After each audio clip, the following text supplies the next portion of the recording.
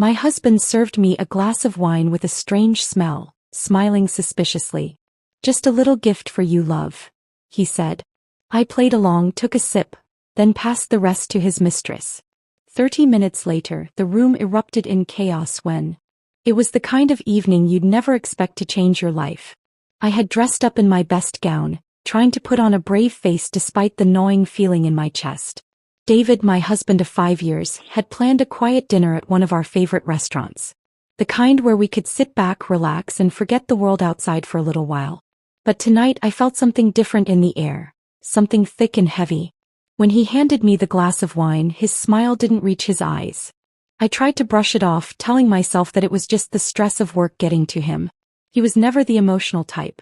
"Just a little gift for you, love," he said, his voice smooth as if it was all normal. But there was something unsettling about his tone, something I couldn't quite place. As I stared at the glass in my hand, a subtle, strange aroma hit my nose. It wasn't the wine itself, it was almost like something was masking it. My instincts kicked in and I couldn't ignore the rising suspicion. I took a sip anyway, playing along, trying to remain calm. I forced a smile. But my mind raced with questions. What was he up to? If you've been captivated by this story of strength and redemption, don't miss out on more.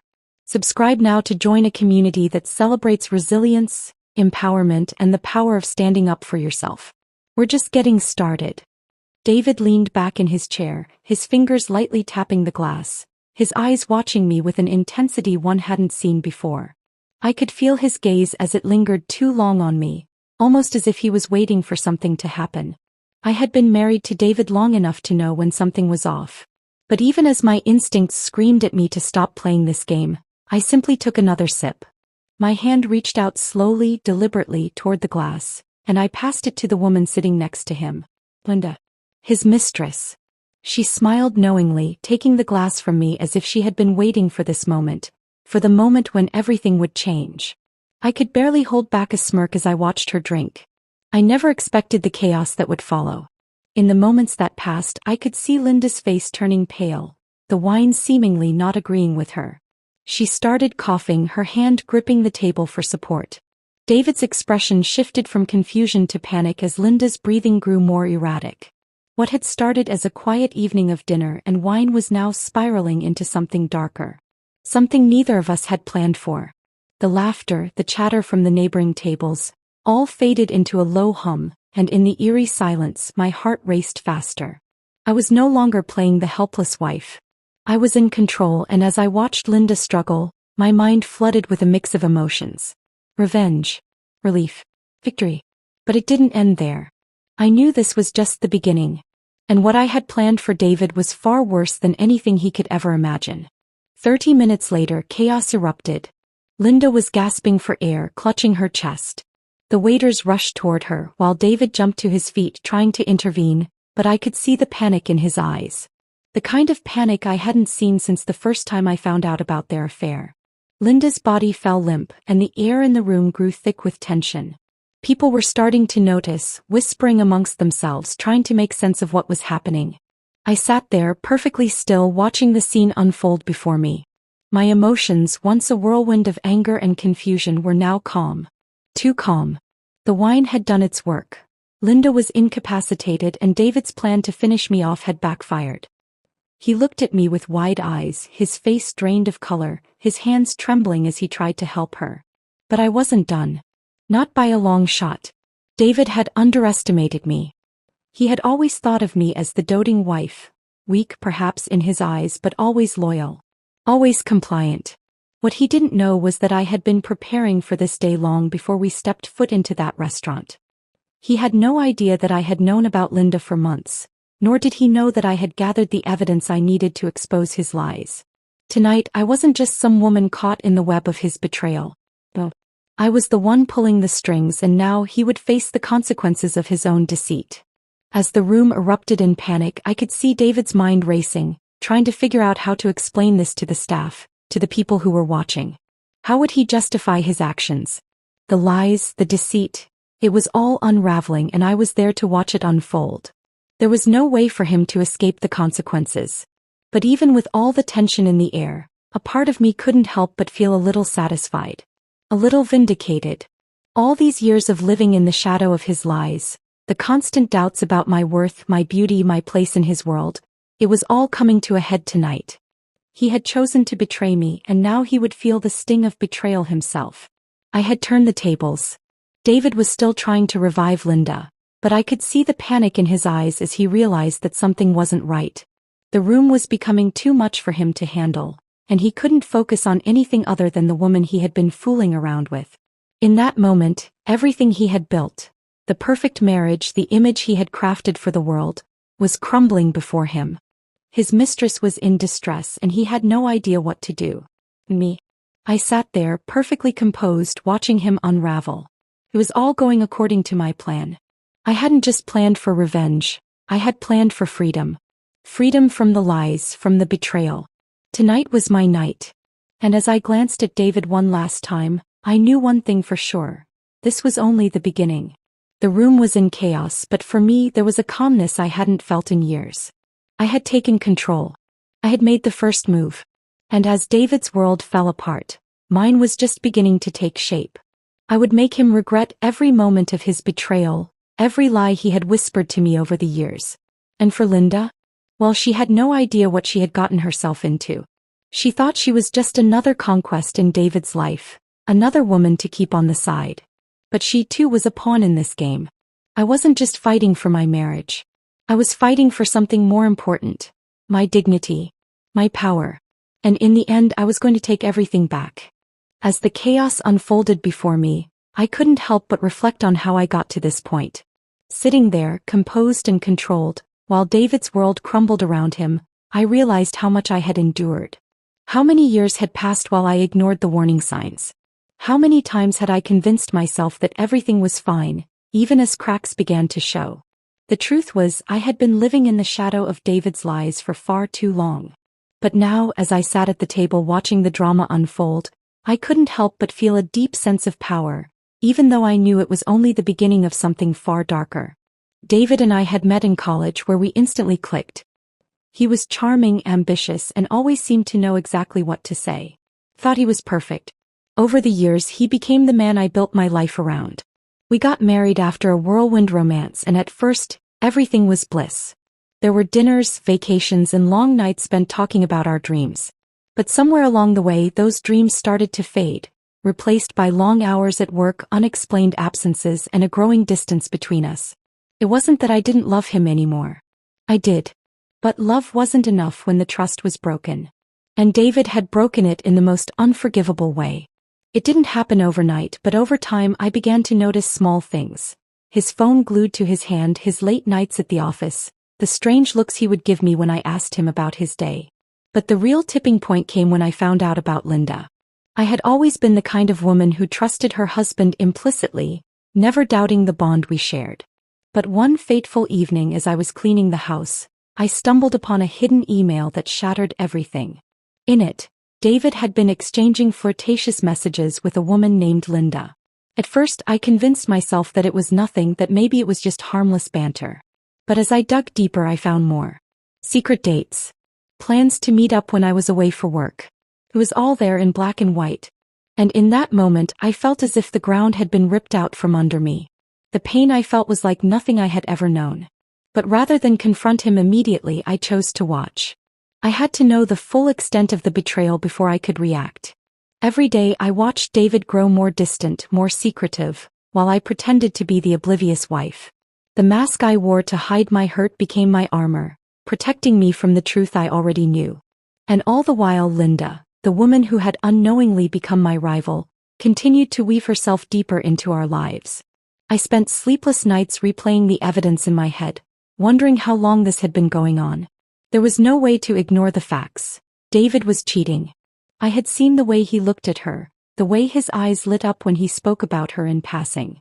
But I stayed silent, hoping for the best, holding on to the small, fading hope that maybe, just maybe, things would go back to the way they were.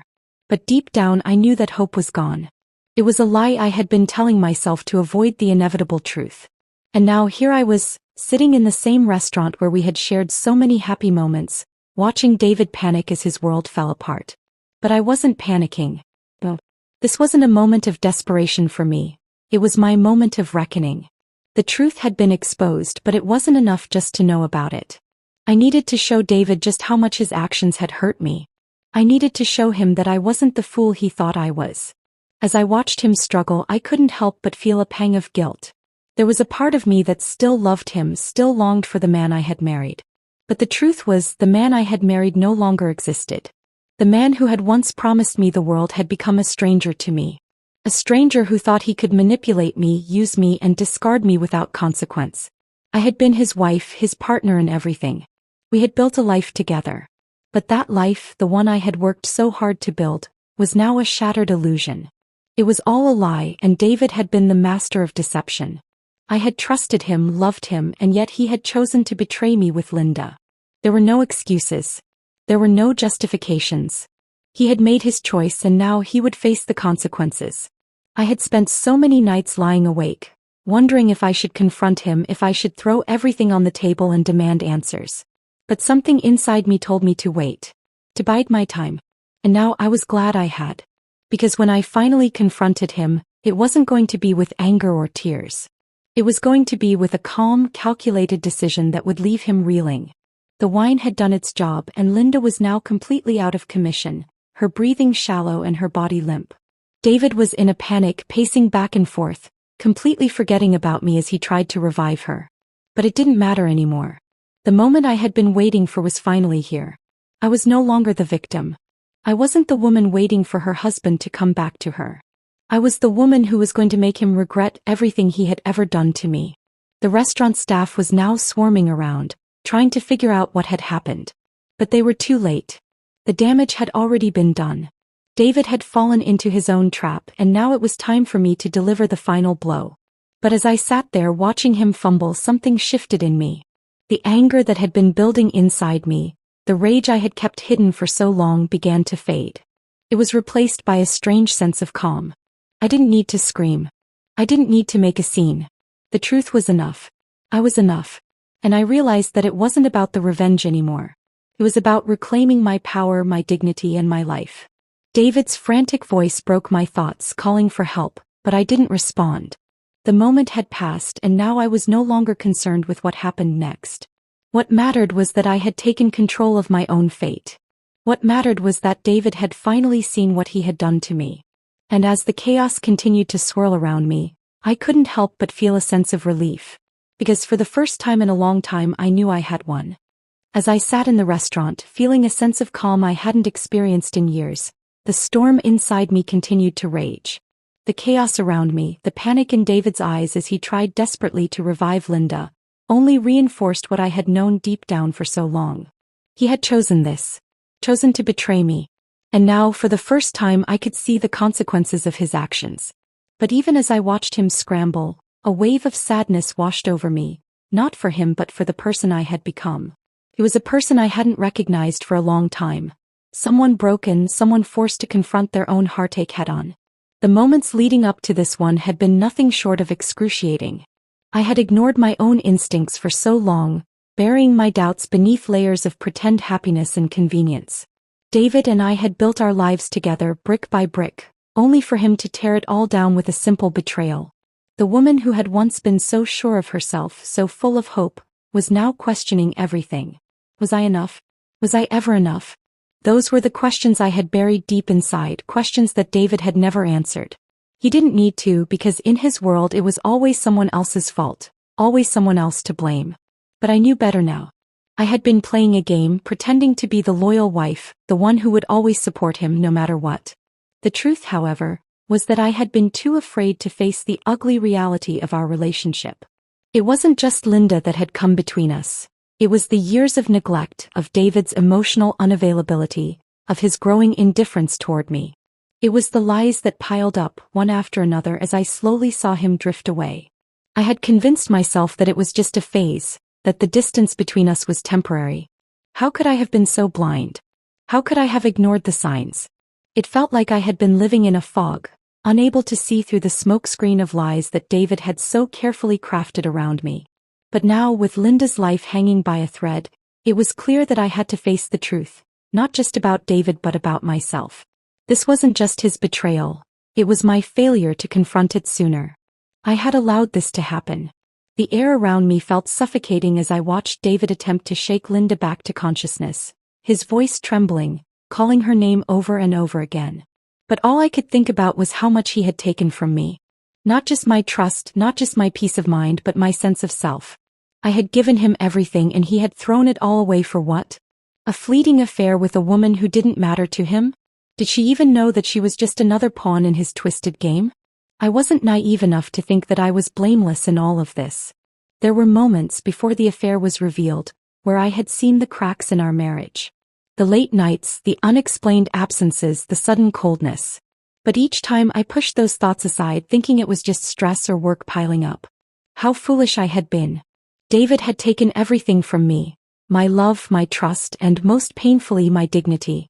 And now, as I sat there watching him in the midst of his chaos, I realized that the woman he had once known was no longer there.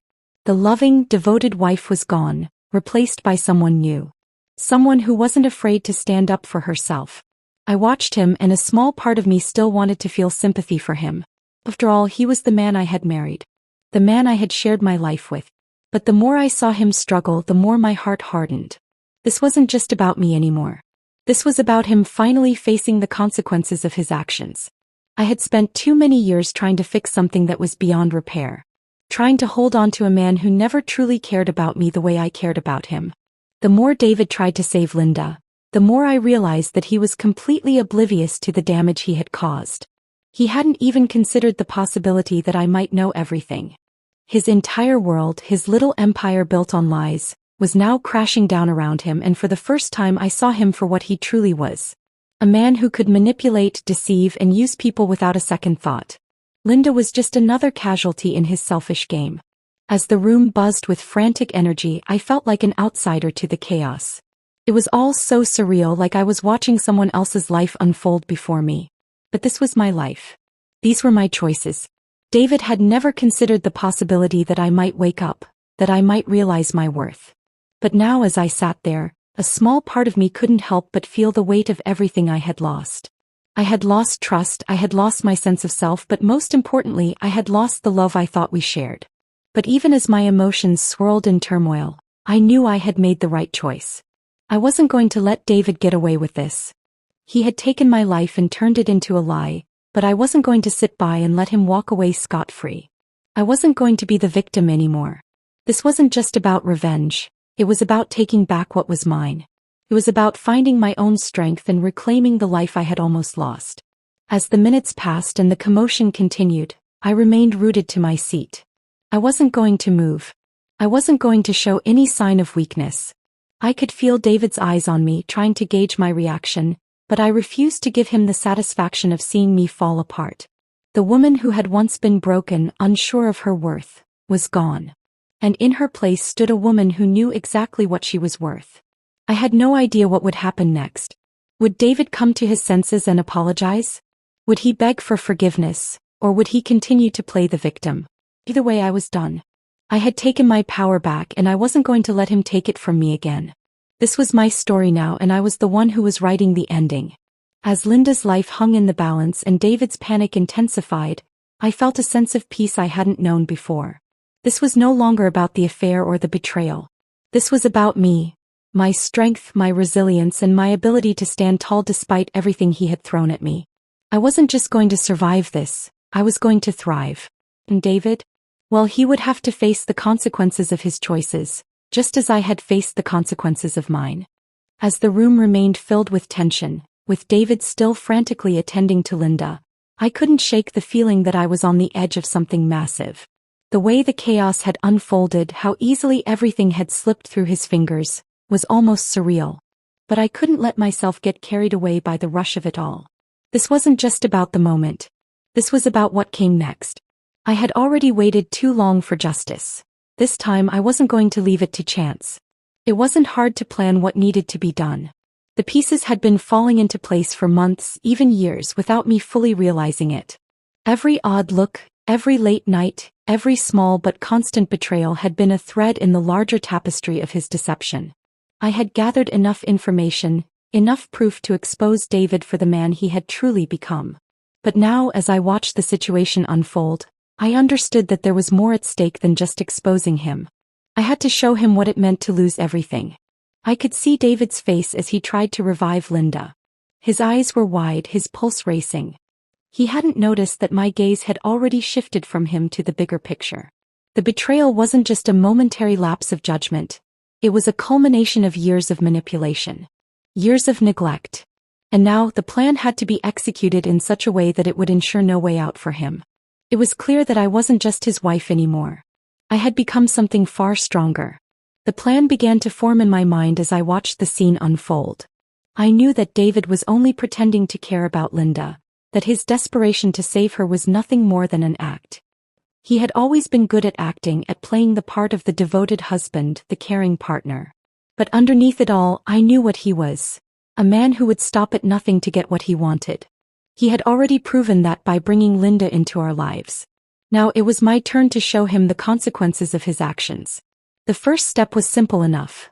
I needed to remain calm. I needed to be in control of the narrative. As much as I wanted to scream to let the world know what he had done, I knew that would only make me seem unstable. I had to appear composed, unbothered by the chaos around me. That would be the key to turning this situation to my advantage. David needed to see that I wasn't shaken, that I wasn't reacting the way he expected me to. The shock and anger I had felt earlier had been replaced with a cold, calculated resolve. I took a slow breath, allowing the stillness to settle around me. My mind began to race as I assessed the next steps. I knew the staff at the restaurant was likely to call for medical help soon, but I wasn't worried about that. They would be too focused on Linda to notice what I was doing. And by the time the authorities arrived, it would be too late. David wouldn't have the chance to cover his tracks. But the real key to this plan lay not in exposing David directly, but in exposing him to the world in a way that would shatter his carefully crafted persona. I had known from the start that revenge wasn't just about making him feel the pain he had caused me. It was about making him face the consequences of the web of lies he had spun. If I could reveal the truth in a way that was undeniable, in a way that left no room for excuses, I would finally take back everything he had stolen from me. I had already taken the first step when I invited Linda to join us at the restaurant. She had no idea that she was walking into a trap. She thought she was just a side piece in David's game. But I had seen through her long before she even knew who I was. And now as I watched her struggle, I realized something. She wasn't the real enemy. She was just another victim of David's manipulation, just like I had been. I didn't need to destroy her. David had already done that on his own. The real target, the real betrayal had always been him. He was the one who had taken everything from me. He was the one who had lied, deceived, and manipulated, all while pretending to be the perfect husband, the perfect man. But tonight everything was about to change. The facade was about to come crashing down. I stood up from my seat, the weight of the decision sinking in as I made my way toward David. He was still panicking, still trying to resuscitate Linda, but I could see the fear in his eyes. The fear of being caught, the fear of losing control. And in that moment I knew that this was the right time to act. I needed him to understand that I was in control, that this wasn't just about his affair or his betrayal. It was about him facing the consequences of everything he had done. David, I called out, my voice calm but firm. He turned to me, his face pale with panic. For the first time I saw the man behind the mask. The man who was afraid, who was vulnerable, and who had never truly cared about anyone other than himself. Do you understand what you've done? I asked, my voice steady. He swallowed hard, unable to answer, his eyes darting between me and Linda, who was now unconscious. You think this is just about her, don't you? I continued, taking a step closer. You think you've fooled me, that you've played me like a fool for all these years. But the truth is, David, you're the one who's been played. And tonight you'll see exactly what happens when you betray the wrong person. I could see the color draining from his face as the weight of my words sank in. For the first time he was beginning to understand that the game had changed. I wasn't going to let him walk away from this. Not with a simple apology or a promise to never do it again. I had planned this moment for too long and I wasn't going to let it slip away. David tried to protest, tried to plead for Linda's life, but it was too late. His world was crumbling, and no amount of pleading would change the fact that he had crossed a line from which there was no return. I stood there watching him struggle, knowing that this was just the beginning. The final act was yet to come, and when it did, it would be the end of David's carefully constructed life. He would face the world for what he truly was. A man who had lost everything, including the woman who had once stood by his side. And I would finally be free. David's eyes widened as I stood there, watching him, my every word hitting him like a blow he hadn't been prepared for. His panic was palpable now, the facade of control that he had so carefully maintained for years beginning to crack. His hands shook as he turned his attention back to Linda, whose lifeless body seemed to be a reflection of everything he had taken from me. The years of trust, the love I had given him unconditionally, the life we had built together. He had broken it all, and now, in this very moment, I was taking back control. But something unexpected happened as I watched David struggle. I saw the first crack in his armor, a slight tremor in his voice, a hesitation in his movements as he checked Linda again, his panic growing more desperate. And in that moment, it hit me. For all the power he had held over me for so long, for all the manipulation and control, he was as weak as the lies he had built his world on. The realization was both liberating and unsettling. He was no longer the man I had once admired. He was just a man who had ruined everything, and now he was paying the price. I had expected a more dramatic response from him. I had prepared for him to beg, to try to convince me that everything he had done was a mistake, that his love for me was still real. But David didn't beg. Instead, he continued to focus on Linda, trying in vain to revive her, as if she were the only thing that mattered. The woman he had betrayed me with was now the focus of his frantic attention, and I couldn't help but feel a twisted sense of satisfaction.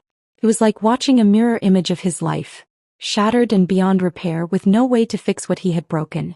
But the true climax of this moment was yet to come. I could feel the weight of it building, the culmination of everything I had been holding inside. It wasn't just the affair that I was avenging. It was the years of silent suffering, the countless nights spent wondering what had gone wrong, the feeling of being taken for granted, of being nothing more than a prop in David's carefully constructed life. And now, as I stood there watching him crumble, I knew that this was the moment I had been waiting for. I took a step toward him, my heart racing as I felt a strange sense of calm settle over me. This wasn't just about making him feel the pain I had endured. It was about showing him that I was no longer the woman he could control, the woman who would stand by silently while he tore everything apart.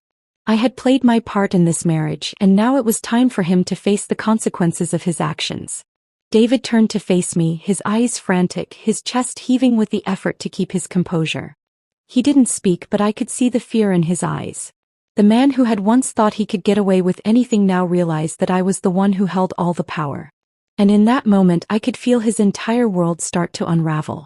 The walls he had built around himself, the lies, the manipulation, were crumbling before him, and there was nothing he could do to stop it. "You thought you could get away with it, didn't you?"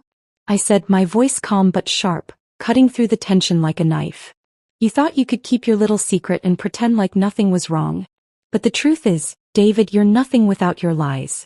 And tonight you're going to see just how much you've lost." His face paled as the weight of my words sank in.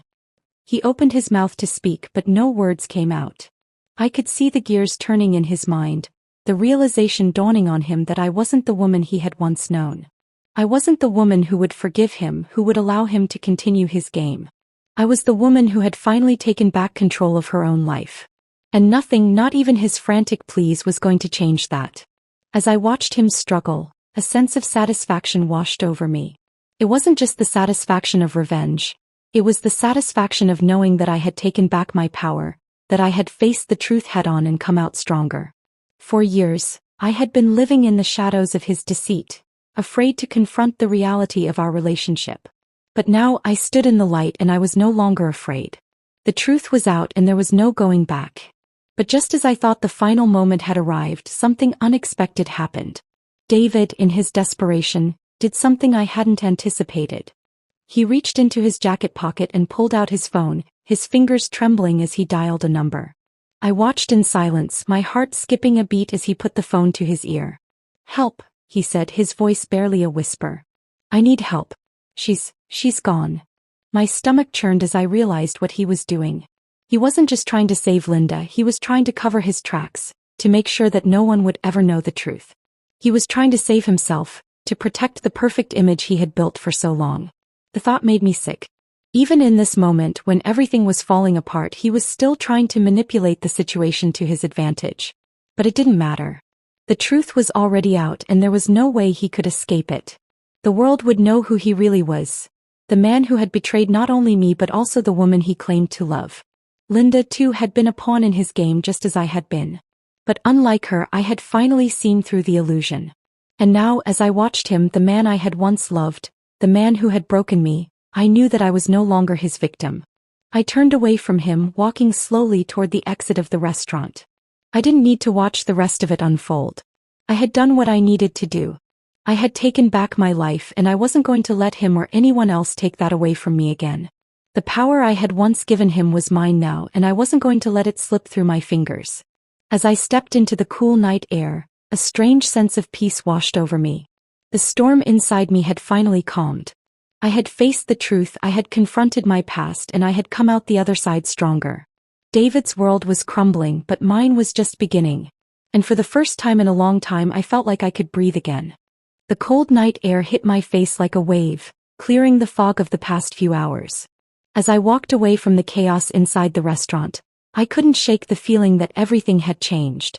The storm of emotions that had raged inside me for so long had finally subsided, and what remained was a strange sense of calm. It wasn't happiness, nor was it relief. It was something else entirely, a deep understanding that I had crossed a threshold from which there was no return. But it wasn't just about revenge. It was about reclaiming my own life, my own voice, and my own power. I had been a prisoner in my own marriage for far too long. Not physically but emotionally. I had spent years walking on eggshells, second-guessing every decision, wondering if I was enough. David had made me feel small, insignificant, and unworthy. But now as I stepped into the cool night, I realized something profound. I was enough. I was more than enough. I had taken control of my own destiny, and I wasn't going to let anyone, especially David, take that away from me again. I didn't know what would happen next. Would the authorities show up soon? Would David be exposed for everything he had done, for everything he had put me through? My mind raced with possibilities, but I pushed those thoughts aside. For the first time in years, I didn't care about the consequences for him. What mattered was what was ahead for me. The world was now an open canvas and I could paint my future however I chose. The phone call I had overheard David making in a desperate attempt to cover his tracks echoed in my mind. At that moment, I had understood just how much he still thought he could manipulate the situation. It was classic David, always trying to control the narrative, always trying to make things go his way. But he had underestimated me. He had underestimated the strength it would take to finally stand up for myself. As I replayed his words in my mind, I felt a flicker of pity for him. He would never understand the power of letting go, the power of walking away from a situation where you had nothing left to lose. He would never know what it was like to be free. As I walked down the street, the sound of my own footsteps filled the silence around me. It was strange to realize that for the first time in so long I was no longer afraid. No longer afraid of the lies, of the unknown, or of facing the truth that had haunted me for years. I was free and I wasn't going to waste that freedom worrying about what David thought or how the world saw him.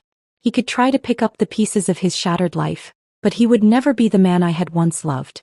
He would never be able to put back together the trust that had been destroyed in one fell swoop.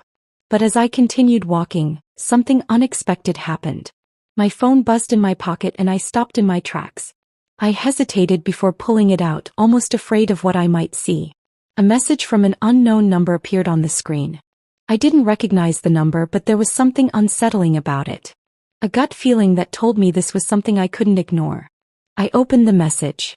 "You've only just begun. Don't think for a second that you've won. David isn't the only one with power." My heart skipped a beat. I stared at the message, my mind racing. Was it a threat? A warning? I couldn't be sure, but something told me that David wasn't the only one I had to worry about. There were others involved, people who had been in the shadows, pulling strings, making sure that David's life went on without interruption. And now, for the first time, they were turning their attention toward me. I quickly scanned my surroundings, the hair on the back of my neck standing up. I was alone, but I couldn't shake the feeling that I wasn't. That someone was watching me. The weight of the message settled deep in my chest. It wasn't just about David anymore. This was something bigger. Something far more dangerous. I quickly blocked the number, but the feeling of unease lingered. I had taken control of my life, but the aftermath of everything that had happened, the betrayal, the lies, the chaos, was far from over. In fact, I realized now it had only just begun. The powers that David had aligned himself with, the people he had used and manipulated for his own gain, were not going to let this go. They were going to come after me whether I liked it or not. But I wasn't afraid anymore. I had faced the darkest parts of my own soul, had stared down the betrayal that had almost destroyed me, and had come out on the other side stronger. Whatever lay ahead, I knew I could handle it. I had already won in ways that mattered most. I had taken back my strength. I had taken back my life. The city stretched out before me as I continued walking, the distant sounds of traffic and the hum of streetlights barely registering in my mind. I didn't know where I was going, but I knew that I had to keep moving. The path ahead was uncertain, but for the first time that uncertainty didn't scare me. It exhilarated me. I wasn't the woman I had been before. I wasn't the one who had allowed herself to be broken. I was someone new. Someone who could face whatever the future held with unwavering determination. And as I walked into the night, I felt the weight of the world lift off my shoulders.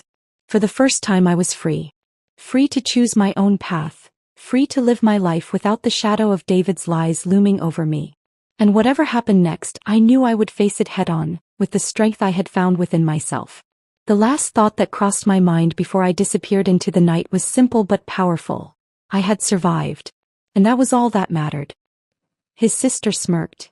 He only married you for the green card. At Thanksgiving they all laughed, passing around baby photos of his ex. I smiled, stood up and pulled out something unexpected. His face went pale. As the room fell silent, I couldn't help but savor the moment. Freedom was finally within reach. But how? The baby photo of David's ex slid across our Thanksgiving table as his sister Karen's words slapped me across the face. He only married you for the green card. I glanced at David, waiting for him to defend me, defend us. His silence was my answer. 3 years of marriage crystallized into this single humiliating moment as his family's nervous laughter rippled around the cranberry sauce and turkey. I'd suspected something was wrong for months, but never this. Never that my entire marriage had been a calculated transaction. I smiled, stood up and reached for my purse. 6 months before we met, I'd sworn off relationships entirely. My bakery, Sweet Beginnings, had finally started turning a consistent profit after 5 grueling years. Dating seemed like a distraction I couldn't afford. Then David walked into my shop on a rainy Tuesday, ordered a slice of apple pie and changed everything. "This reminds me of my grandmother's baking in Naples," he said, his accent making ordinary words sound like poetry. He came back the next day and the next. Soon he was helping me close up shop, our conversations stretching until midnight. "I've never met anyone who understands passion for food the way you do," he told me one evening as we shared a bottle of wine at the small table by my kitchen window. His hand covered mine, warm and certain. "You're remarkable, Emily." After years of dating men who treated my bakery like a cute hobby rather than the serious business it was, David's respect for my work felt revolutionary. He asked thoughtful questions about my recipes, my business plan, my dreams for expansion. He seemed genuinely impressed by what I'd built from nothing. Melissa, my oldest friend, voiced concerns over brunch about a month into our relationship. "Don't you think it's strange how he keeps talking about business partnerships already? You barely know him." "He gets me," I insisted, stirring my coffee with more force than necessary. "He understands what it means to build something from scratch." "I'm just saying," Melissa said carefully, "he showed up right when your bakery started making real money." I dismissed her concerns as jealousy. Melissa had been through a bitter divorce the previous year and viewed all relationships through that lens now. Besides, David wasn't interested in my modest success. He had grand plans of his own for an authentic Italian restaurant. The proposal came 3 months later at Rosie's Diner. Nothing fancy, just us in a vinyl booth under flickering fluorescent lights. The ring was simple, a small diamond he claimed had belonged to his grandmother. "I know it hasn't been long," he said, his dark eyes serious in a way that made my heart race. "But when you find the missing piece to your puzzle, why wait?" I said yes without hesitation. When you know, you know. My bakery had been my lifeline after dropping out of college. I'd started with nothing but my grandmother's handwritten recipe cards and determination bordering on desperation. For 5 years, I'd risen at 4 a.m. to mix dough, developed relationships with every regular customer, and poured every penny back into growing my little corner shop into something sustainable. When David first suggested I sell Sweet Beginnings to fund his restaurant concept, I felt like he'd slapped me. "It's taken everything I have to build this place," I told him, gesturing around at the cheerful yellow walls and the glass cases I'd saved months to buy. He took my hands, thumbs gently rubbing my flour-dusted knuckles. "Emily, this is just the beginning. Together we could create something magnificent. Your talents are wasted on muffins and birthday cakes." "My customers wouldn't agree." "Your customers can't see what I see. A gifted pastry chef who should be creating showstoppers in a real restaurant." His eyes held such conviction. "We'll call it Sapor. You'll be partner and head pastry chef. Just imagine your desserts in a fine dining setting." He painted such a vivid picture. A bustling restaurant where my creations would receive the recognition they deserved, where we'd build our dream together. It wasn't an easy decision, but after weeks of late-night discussions and detailed business planning, I agreed. The sale of Sweet Beginnings brought in $175,000. Not a fortune, but enough for a down payment on a small restaurant space in a transitioning neighborhood and essential equipment. During the whirlwind of paperwork, my name appeared on various documents. David handled most of the legal aspects while I focused on designing our menu. "You're the creative genius," he'd say, kissing the top of my head. "Let me handle the boring business details."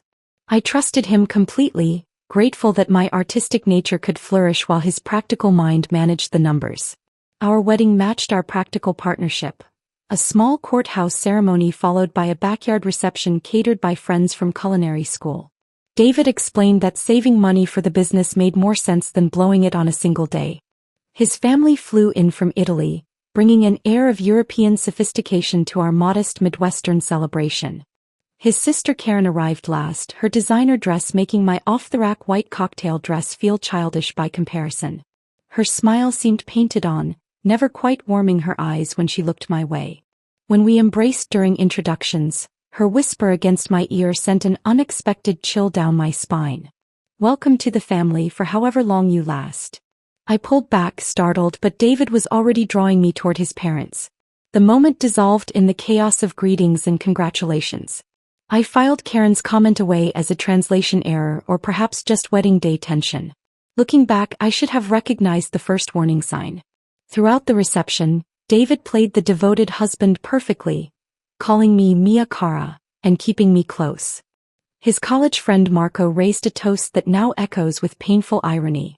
"I've never seen David so completely in love," Marco declared, raising his glass. "Emily, you've accomplished what many thought impossible." Everyone clinked glasses, prompting yet another kiss. David performed beautifully for our audience, but that's all it was. A performance I was too blinded by love to recognize. That night in our apartment, David was tender and passionate in ways that made me feel treasured. We stayed up talking about our dreams. The restaurant becoming a destination, children in a few years, a house with a yard where I could plant herbs for our kitchen. I fell asleep feeling secure in a future that was nothing but carefully crafted fiction. The first 6 months of marriage blurred together as we renovated our restaurant space. I designed display cases for my pastries while David charmed vendors and contractors. His business acumen impressed me, the ease with which he negotiated deals and navigated permits. "In Italy, I studied business before coming here," he explained when I expressed amazement at his knowledge of tax codes and licensing requirements.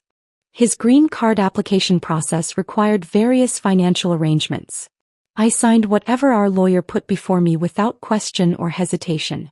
"Just formalities, Mia Cara," David assured me, brushing a kiss across my forehead with each signature. "I'm building this all for us."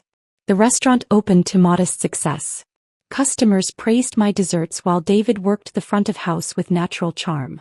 I believed we were living our shared dream, building something lasting together. If only I'd read the documents instead of trusting blindly. If only I'd noticed how his affection cooled once the business was established. If only I'd paid attention when he took calls outside or switched to rapid Italian when certain numbers appeared on his phone. But love had made me willfully blind, and I wouldn't see clearly until that Thanksgiving day when his sister finally said aloud what everyone at the table already knew. I had never been the wife. I had been the green card. 6 months after Sapor opened its doors, the dream began unraveling thread by thread. The change happened so gradually I nearly missed it. The morning kisses stopped first. One Tuesday I leaned in for our usual goodbye peck as David headed to meet a supplier. He turned his cheek and mumbled something about being late, eyes already fixed on his phone screen. I brushed it off as a distracted moment. By the following week, those distracted moments had become our new normal. His mia cara endearments faded from daily use to special occasions only, then disappeared entirely. My name became just Emily, pronounced with the flat American accent he'd previously mocked, in a tone that sounded increasingly like he was addressing an employee rather than a wife. Our evening ritual of discussing menu ideas over wine vanished too. When I'd spread my sketches for new dessert presentations across our kitchen table, his responses grew curt. "The display looks amateur," he commented one night, barely glancing at the drawings I'd spent hours perfecting. "These aren't creative enough for fine dining. What if we try a deconstructed tiramisu with coffee foam?" I suggested, pushing another sketch toward him. He sighed, rubbing his temples. "These aren't selling well enough. Stick to what works." He stood, effectively ending the conversation. "I have calls to make." At home, David stayed up late doing paperwork, while I went to bed alone, the empty space beside me growing colder with each passing night. When I'd wake at 2 a.m. and find his side of the bed still untouched, I'd tiptoe to the living room to discover him hunched over his laptop, closing windows quickly as I entered. I told myself it was normal. The stress of new business owners finding their rhythm, the natural fading of honeymoon phase affection. March brought our first visit from Karen since the restaurant opened. She breezed through our front door in designer boots that clicked sharply against the hardwood floors, bringing expensive cologne for David and a keychain souvenir for me. "How's married life treating you?" she asked with that same cold smile that never reached her eyes, while David carried her luggage to the guest room. Before I could answer, she added, "The restaurant looks quaint." Not quite what David described in his plans, but I suppose you have to start somewhere. Her visits became monthly occurrences, each one more uncomfortable than the last. She'd fly in from New York where she worked in finance, her casual mentions of business class upgrades and client dinners at Michelin-starred restaurants making our modest apartment feel increasingly inadequate. During her third visit, David left us alone to pick up wine for dinner. As soon as the door closed behind him, Karen dropped her pretense entirely. "You know he's not really settled, right?" She examined her manicure, not bothering to look at me as she delivered the blow. "This," she gestured vaguely at our apartment at me, "was never his plan." My hands stilled on the cutting board where I'd been chopping vegetables. "What's that supposed to mean?" "Just that David has always had bigger ambitions than." She waved her hand dismissively, "a neighborhood restaurant in the Midwest with his baker wife." When I confronted David that night after she'd gone to bed, he laughed it off. "Karen's always been dramatic. She thinks I should be running some flashy place in Manhattan." He pulled me close, a gesture that had once felt natural but now seemed calculated. "She's just protective. Ignore her." But something in his dismissal felt rehearsed, the way he'd avoided eye contact while delivering the line. That night, for the first time in our marriage, I waited until David's shower ran before picking up his phone from the nightstand. My fingers trembled as I entered the passcode I'd seen him punch in countless times. Nothing incriminating appeared in his messages, which somehow felt worse, as though he was being careful to delete evidence. The sanitized inbox, with only vendors and staff communications visible, confirmed my growing suspicion that there was a parallel life I wasn't meant to see. At work, patterns emerged I couldn't ignore. David took calls outside, pacing the alley behind the restaurant, his animated Italian too rapid for my basic understanding to follow. When certain numbers appeared on his phone, he'd glance my way before stepping outside, switching from English to Italian mid-sentence. Our staff began directing their questions to me about daily operations, inventory orders, schedule changes, menu specials. David remained the charming face of Sapor, greeting customers and schmoozing with food critics, but increasingly disappeared for business meetings with investors I never met. "Emily, where would you like the new dessert display?" Maria, our head server, asked one Tuesday morning. "Shouldn't you ask David? He usually handles the front-of-house setup," I replied, elbow deep in pastry dough. Maria exchanged glances with our line cook, Tomas. "He told us to run those things by you now. Said he's focusing on expansion opportunities." "Expansion?" This was the first I'd heard of any plans beyond our current location. That night I casually mentioned it over dinner. David waved it away. Just exploring options. Nothing concrete. When I pressed for details, he changed the subject. How's that new chocolate supplier working out? The restaurant was doing well enough to hire 3 more staff members, including a talented sous chef who took pressure off my 14-hour days. Yet our personal bank account never seemed to grow. When I asked about finances, David would say, "It's all being reinvested, building our future." But what future and for whom? I started keeping a small private account, squirreling away tips and petty cash from supply runs when vendors gave me change. I told myself it was for a surprise anniversary gift, but deep down I recognized it as self-preservation, a lifeline I hoped I'd never need to grab. The distance between us became physical as well as emotional. Our bedroom felt arctic despite the summer heat. "I'm tired" became his nightly mantra, though his bedside light would stay on for hours after I'd turned away, the soft tapping of his phone keyboard a lullaby of betrayal. When we did connect intimately, perhaps once a month now, it felt mechanical, a duty rather than desire. I colored my hair from mouse brown to honey blonde, remembering an offhand comment he'd made about preferring blondes. I bought lingerie that made me feel more self-conscious than sexy. I spent Sundays cooking his favorite dishes from childhood, recipes coaxed from his reluctant mother during her brief visits. Nothing bridged the growing gap. At our staff anniversary party, with Sapor celebrating its first successful year, Maria cornered me by the dessert table I'd spent hours arranging. "Is everything okay with you too?" she whispered, nodding toward David, who stood chatting with a food critic, not having acknowledged my presence since giving a brief speech an hour earlier. "Of course," I said automatically. "Just busy with success." Her unconvinced expression made me realize then that others could see what I'd been denying. That night I created a folder on my laptop labeled recipes, and started documenting everything: his absences, financial discrepancies, cold behaviors. Each entry felt like a betrayal of what we'd once been, but also like reclaiming tiny pieces of my self-respect. Karen's comments grew bolder with each visit, especially when David wasn't in earshot. Standing in our kitchen one Sunday morning watching me knead dough for focaccia, she dropped her most devastating hint.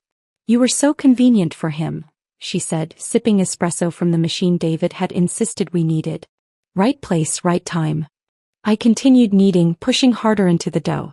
3 days later, while prepping pastry before opening, she struck again. Kara was his soulmate, you know, since they were teenagers. I pretended not to understand, focusing on piping cream into cannoli shells. "Who?" "His ex," she clarified, eyebrows raised in mock surprise. "You didn't know about Chiara? They dated for 8 years before." She trailed off as David entered the kitchen, their exchange in rapid Italian leaving me once again on the outside of their shared history. That night I waited until David's breathing deepened into sleep. His laptop sat on our dining table, the screen dark but the power light still blinking. I opened it, my heart pounding so loudly I feared it would wake him. His email password was the same one he used for everything. His birth year followed by his mother's name. There she was, Chiara, in messages dated just 3 days earlier. "Missing you always," he'd written. "Soon things will be different. The paperwork is almost complete." Their conversation history stretched back to before our wedding. Back to the days when he was looking at me with those adoring eyes I'd believed were sincere. Back to when he was calling me his missing puzzle piece while piecing together a completely different picture behind my back. I scrolled deeper into their email thread, each message twisting the knife further. Then I found the attached photos. They hit me hardest. David and a striking woman with long dark hair on a beach I didn't recognize, his arms wrapped around her waist, both laughing at something beyond the frame. Her head tilted against his shoulder with the easy intimacy of long-established love. The timestamp showed 3 months ago during his supplier meeting in Miami. I clicked through more photos. David and Chiara outside a restaurant with fairy lights strung across a patio, walking along a shoreline at sunset, her feeding him a bite of dessert across a candlelit table. Each image a moment stolen from the life he pretended to share with me. Each smile more genuine than any he'd directed my way in months. More messages filled the screen, some in Italian which I painstakingly translated using an app on my phone, copying text back and forth at 3 a.m. while David slept soundly beside me. The translations revealed ugliness I couldn't have imagined. My temporary situation is becoming tedious, he'd written to her 2 months ago. That's how he referred to our marriage. A temporary situation. In another exchange, the investment is paying off, the restaurant is finally established. Emily has no idea about the finances, so everything is proceeding as planned. And most damning from just last week. Once the citizenship comes through next spring, we can be together properly. I'll dissolve this arrangement and bring you here, or maybe we'll start fresh somewhere else with the profits. My hands shook so badly I could barely operate my phone's camera. I photographed every incriminating screen, forwarding the evidence to my private email account before carefully closing each window and returning his laptop to exactly the position where I'd found it. Sleep evaded me completely that night. I lay rigid beside David, listening to his peaceful breathing, wondering how someone could lie so convincingly for so long. Every touch, every promise, had any of it been genuine? I replayed our entire relationship in my mind, recognizing the calculated patterns. He'd targeted a business owner with citizenship, no family complications, and enough assets to fund his restaurant dream. He'd married me for my country and my money, nothing more. For a week I went through the motions at work. I smiled at customers, created new desserts with mechanical precision, and avoided being alone with David. Each night I added to my recipes folder, documenting times, dates, and overheard phone conversations. I forwarded suspicious emails to myself. I photographed financial statements when David left them on his desk. I confronted him on a Tuesday evening after closing, the restaurant empty except for us. The familiar setting felt important, neutral ground where he couldn't easily walk away, where the professional environment might keep us both from emotional extremes. "Who is Chiara?" I asked while we counted the day's receipts, my voice surprisingly steady. The pen in his hand paused midair. When he looked up, his expression shifted like scenes in a play. Shock, calculation, resignation, confirming everything before he spoke a single word. "She's complicated," he started, setting down the pen. I cut him off. "Not your ex then? Not the woman you were with in Miami 3 months ago when you said you were meeting suppliers?" His silence stretched between us like a chasm. "Were any of your feelings for me real?" I finally asked, my voice barely audible above the hum of the refrigerators. His answer came without emotion, flat and matter-of-fact. "It was just for the green card, Emily. You were convenient." The ugliness poured out once the dam broke. Standing beside the espresso machine where he'd first demonstrated proper Italian techniques, David explained how he'd targeted me specifically. A single woman with a successful small business, American citizenship, and no complicated family ties. "Your bakery represented perfect seed money," he said, leaning against the counter we'd selected together, arms crossed defensively. "Small enough to be affordable but successful enough to qualify for business loans. You planned all this from the very beginning." The question felt ridiculous even as I asked it. The answer stood before me, unapologetic. "You have to understand," he said as though explaining something to a particularly slow child. "I've worked too hard to let immigration issues stop me. Chiara couldn't help with that. She's Italian too." No apology. No recognition of the damage he'd caused. Instead, he offered a business arrangement. "The restaurant is successful now. We can divorce amicably once my citizenship finalizes next year. You'll get fair compensation for your investment." As though my heart could be settled like an invoice. As though 3 years of my life could be refunded with interest. I didn't cry in front of him. Something inside me hardened in that moment. A protective shell forming around my wounded pride. A cold clarity replacing the fog of confusion I'd been living in. "I need time to think," I said, gathering my purse from beneath the register. He seemed relieved by my calm response, as if he'd expected hysterics and was pleasantly surprised by my businesslike reaction. He even squeezed my shoulder as I left. A gesture that would have once comforted me but now made my skin crawl with revulsion. In my car parked 3 blocks away where he couldn't see if he followed, I finally broke down. The steering wheel caught my screams as 3 years of memories reframed themselves through this new, terrible lens. His targeted pursuit at my bakery, his strategic affection, his calculated withdrawals once the business was established. Every "I love you" revealed as a business transaction, every shared dream a stepping stone toward his real goal. I drove aimlessly for hours, eventually parking at a 24-hour diner where I nursed a cup of coffee until dawn broke.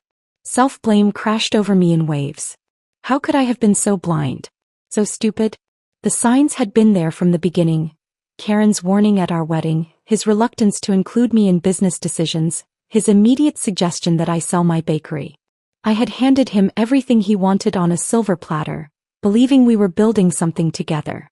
The next morning I called in sick for the first time since we'd opened the restaurant. David's text showed more concern for the day's dessert menu than my sudden illness. Instead of confronting him again, I visited our lawyer, Marcus, alone at his downtown office. Just some questions about our business structure, I explained when his secretary seemed surprised to see me without David. Marcus welcomed me into his office, the leather chairs and oak desk suddenly intimidating in a way they hadn't been when David and I had visited together. Marcus was initially guarded, glancing at his phone as if expecting David to call.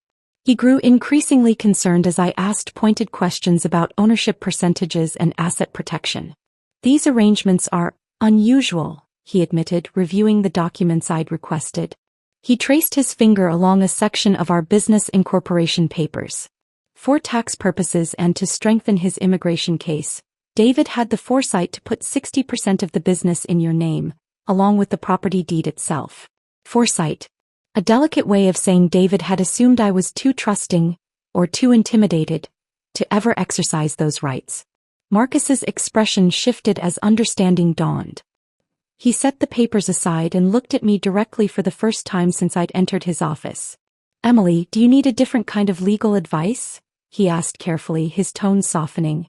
I met his gaze steadily, my decision crystallizing as I spoke. "Yes," I answered. "I need a divorce lawyer. And a business attorney. One who isn't also representing my husband." Marcus nodded, reaching for his Rolodex. "I have some names for you. And Emily." He paused, choosing his words carefully. "Whatever's happening, don't sign anything else. Not a receipt, not a birthday card. Nothing until you have your own representation." I left his office with 3 business cards and the first glimmer of what might eventually become hope. The restaurant that had been the vehicle of my exploitation might just become my salvation. The 3 business cards from Marcus felt like anchors in my purse as I drove back to the restaurant. I parked in my usual spot, checked my face in the rearview mirror, and practiced a neutral expression before heading inside. The hardest part wasn't discovering the betrayal. It was pretending I hadn't. Each breath felt like swallowing glass as I pushed through the kitchen doors and nodded at David as though my world hadn't imploded. "Feeling better?" he asked, barely glancing up from the invoices. "Much," I replied, tying my apron with steady hands that betrayed none of my inner turmoil. Each morning after that, I applied concealer to hide the shadows of sleepless nights and smiled at David across the kitchen prep table as though nothing had changed. I measured ingredients with precise movements, my hands working independently from my racing thoughts. The restaurant became my stage and I performed the role of unsuspecting wife with Oscar-worthy dedication. "You seem better lately," David commented a week after our confrontation, watching me pipe rosettes onto a row of miniature tarts. "I am," I replied, meeting his gaze directly. He mistook my resolution for acceptance, the slight relaxation in his shoulders confirming his belief that I had settled into our arrangement. His relief was palpable and useful. A cornered animal fights harder. A confident one grows careless. I worked longer hours than ever, arriving before dawn to prep dough and staying after closing to perfect new recipes. David assumed my dedication stemmed from passion for the business we'd built together. In reality, every minute in the kitchen was time spent calculating my next moves while appearing completely absorbed in my work. Small changes came first, subtle shifts that wouldn't trigger his suspicion. I updated my emergency contact at the doctor's office from David to Melissa during a routine appointment. I opened a separate bank account at a credit union across town, depositing small amounts weekly that wouldn't be missed from our personal funds. I secured a small studio apartment above a bookstore 3 neighborhoods away, telling colleagues it was for my visiting cousin from Seattle. "Such a thoughtful gesture," our hostess Jenny commented when I mentioned it. "Family is everything." I nodded, thinking of the sparse furnishings I'd been gradually moving in, a second-hand bed frame, basic kitchen supplies, a comfortable reading chair. my escape hatch growing more real with each passing day. Our bookkeeper Tina became my unwitting ally when I approached her after a particularly busy Saturday service. Her office, really just a converted storage closet, was cramped but private with financial reports stacked in neat piles. "I'd like to understand our books better," I said casually, leaning against the doorframe. "To help take pressure off David. He's been so stressed lately." The relief on Tina's face was immediate and surprising. She pulled out the chair beside her desk, patting it enthusiastically. "Thank goodness," she said, lowering her voice. "I've been trying to get one of you to look at these accounts for months." Over the next hour she showed me discrepancies I hadn't expected: personal expenses categorized as business costs, transfers to accounts I didn't recognize, tax deductions that bordered on questionable. "I didn't know how to bring it up," she admitted, twisting her pen nervously. "David always says he'll handle it later, but some of these practices could get us in trouble during an audit." I assured her I'd handle it discreetly and spent subsequent evenings studying our accounts, taking careful notes in a journal I kept locked in my car's glove compartment.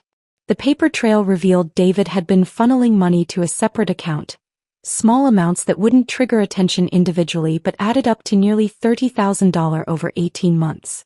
My name on the business licenses and property deed began to feel less like a paperwork formality and more like poetic justice waiting to happen. The documents David had so carefully crafted to strengthen his immigration case now represented my strongest leverage. The irony wasn't lost on me. His meticulous planning to use me had created the perfect opportunity for me to reclaim what was rightfully mine. Maria, our server-turned-assistant manager, caught me crying in the storage room one Tuesday afternoon between lunch and dinner service. I'd received an email from David's mother, innocently asking when you two planned to visit Italy, and the casual reminder of the future I'd lost hit unexpectedly hard. Instead of offering empty comfort or awkwardly retreating, Maria closed the door and shared her own story: how her ex-husband had used her for a visa years earlier, convincing her their love was real until his citizenship was secured. "I was so ashamed I didn't see it coming," she said, perching on an upturned milk crate beside me. "I wish I'd been smarter about protecting myself." Her eyes met mine with unexpected intensity. "You still can be." That simple statement, acknowledgement without pity, encouragement without platitudes, solidified my resolve. Maria never explicitly said she knew about my situation, and I never confirmed her suspicions, but the understanding between us created an alliance that proved invaluable in the weeks that followed. The next day I called a meeting with Marcus, my new divorce attorney Judith, and a business consultant named Elena. We gathered at Elena's office, where sunlight streamed through wide windows and not a single item would remind David of our conversation if he happened to stop by. Together we crafted a strategy that was completely legal but would leverage every document David had so carelessly had me sign. We reviewed ownership percentages, asset allocations, and intellectual property rights to the recipes that formed the backbone of Sapor's success. "He's counting on your emotions clouding your business judgment," Judith observed, her decades of experience handling messy divorces evident in her matter-of-fact tone. "That's his mistake." The plan took shape over several meetings, careful, methodical, and utterly bulletproof. I would need to continue my performance of acceptance while gathering final documentation and preparing for the moment when I would reveal my hand. Thanksgiving approached, bringing with it Karen's annual visit. She called one evening while David and I prepared dinner, her voice carrying clearly through his phone speaker in our kitchen. "Mom and Dad are coming too," she announced. "And Marco. We thought a proper family holiday was in order this year." David's knife paused briefly over the onion he was dicing. "All of them? Here." Something in Karen's laugh held a note of conspiracy that sent a chill down my spine. "Well, we have something to celebrate, don't we? With things progressing so well." He quickly changed the subject, but the damage was done. David seemed nervous about the gathering in the days that followed but tried to hide it with elaborate dinner plans and extensive preparations. "We should showcase what the restaurant can do," he insisted, ordering expensive ingredients and rare wine imports. "Make it special." I agreed to everything, volunteering to handle the desserts personally: an apple tart tiramisu, and my signature chocolate torte that had become Sapor's most requested item. Behind my compliance, I finalized my own preparations with equal care. The leather portfolio was delivered 3 days before Thanksgiving, buttery soft and embossed with my initials in elegant gold lettering. Inside, my attorneys had organized every document I needed with color-coded tabs: ownership certificates, property deeds, financial statements, and the divorce papers already filed with the court. The night before Thanksgiving, David received a call that sent him pacing on our small balcony for nearly an hour, his animated Italian carrying through the glass doors though the words themselves remained indistinct. When he returned inside, his face was flushed with excitement poorly disguised as casual news. "Chiara might stop by tomorrow," he mentioned while brushing his teeth, watching my reflection in the mirror for any reaction. "She's visiting New York and might drive down. You like her? She's an old friend." The audacity nearly broke my composed facade. For a moment I thought I might scream or throw something at his smug reflection. Instead I focused on applying my night cream with steady hands. "How nice," I replied, voice neutral. "Any friend of yours is welcome at our table." That night, lying beside the man who thought I was still ignorant of his betrayal, I rehearsed tomorrow's scene in my mind. Not with anger or vengeance, but with precision, like following a complicated recipe where timing was everything. Every ingredient measured, every temperature exact, every presentation detail planned to perfection. As David's breathing deepened into sleep beside me, I whispered to myself too softly for even him to hear, "This will be a Thanksgiving no one forgets." Thanksgiving morning dawned crisp and clear. I rose early, my leather portfolio already packed and hidden in the trunk of my car alongside a small suitcase containing essentials I'd need for my new beginning. The studio apartment above the bookstore was ready, simple but mine, the keys heavy with promise in my pocket as I prepared the turkey David had insisted on having, for an authentic American experience. My hands moved efficiently through the familiar motions of holiday cooking while my mind rehearsed the afternoon ahead. Timing would be crucial, not just for the meal but for my carefully orchestrated exit. I'd chosen a simple outfit, dark jeans and a burgundy sweater that had once been David's favorite. My armor for the battle ahead. "Need any help?" David asked, appearing in the doorway around noon, freshly showered and smelling of the expensive cologne his mother had sent from Italy. "Everything's under control," I replied with a smile that didn't reach my eyes. He didn't notice. David's family arrived at our apartment precisely at 3, bringing expensive wine and critical glances at my holiday decorations. His father carried a wrapped package that he presented with formal politeness, an ornate clock that seemed deliberately chosen to clash with our modern decor. "To remind you of passing time," Karen translated with a smirk as though I couldn't understand the simple phrase his father had spoken. She air-kissed my cheeks before immediately monopolizing David in rapid Italian, their heads bent together in conspiratorial closeness. His parents made polite small talk while I finished the meal preparations, though his mother kept glancing at the door expectantly. I knew exactly who she was waiting for, the missing piece of their family puzzle that I had temporarily replaced. "Is there someone else joining us?" I asked innocently, adjusting the table settings I'd carefully arranged that morning. David's mother startled, guilt flashing across her features before she recovered. "Just hoping Marco finds parking easily," she replied, the lie transparent between us. Around 4:30 the doorbell rang again. David jumped to answer it with an eagerness he hadn't shown in months. The woman from the photos stepped in, even more striking in person, her long dark hair falling in perfect waves, wearing a designer dress that made my Target holiday outfit seem childish by comparison. "Chiara," Karen exclaimed with genuine warmth I'd never heard directed at me in 3 years of family gatherings. She embraced the newcomer like a long-lost sister while David stood awkwardly between worlds, his past and his temporary present colliding in our living room. David's face performed a complex dance of emotions: joy, nervousness, and something like guilt when he finally remembered to introduce us. "Emily, this is my dear friend Chiara. Chiara, my wife Emily." The way he separated those identities told me everything I needed to know. Friend weighted with history and potential, wife, a temporary legal status he couldn't wait to shed. Chiara extended her hand with perfectly manicured nails, her smile not reaching her eyes. "David has told me so much about your restaurant," she said, her accent identical to his. "Not a word about me specifically, just the business I'd funded." Dinner began pleasantly enough as I served the dishes I'd prepared alongside items I'd brought from our restaurant. The conversation flowed in a mixture of English and Italian, frequently switching to the latter whenever anything substantial was discussed, effectively excluding me from meaningful participation. I nodded and smiled, playing the role of gracious hostess while counting down minutes in my head. Karen kept refilling wine glasses, growing bolder with each pour. David's mother recounted stories of his childhood in Naples, pointedly including Chiara in many memories. "Remember when you two won that dance competition?" she asked, her eyes darting to gauge my reaction. When dessert arrived, my special pumpkin cheesecake that had taken hours to perfect, Karen raised her glass in a mock toast, wine sloshing dangerously close to the rim. "To Emily, who's been so accommodating." Her smile sharpened as she turned to her parents. "Remember when we thought David would marry Chiara?" The table fell awkwardly silent.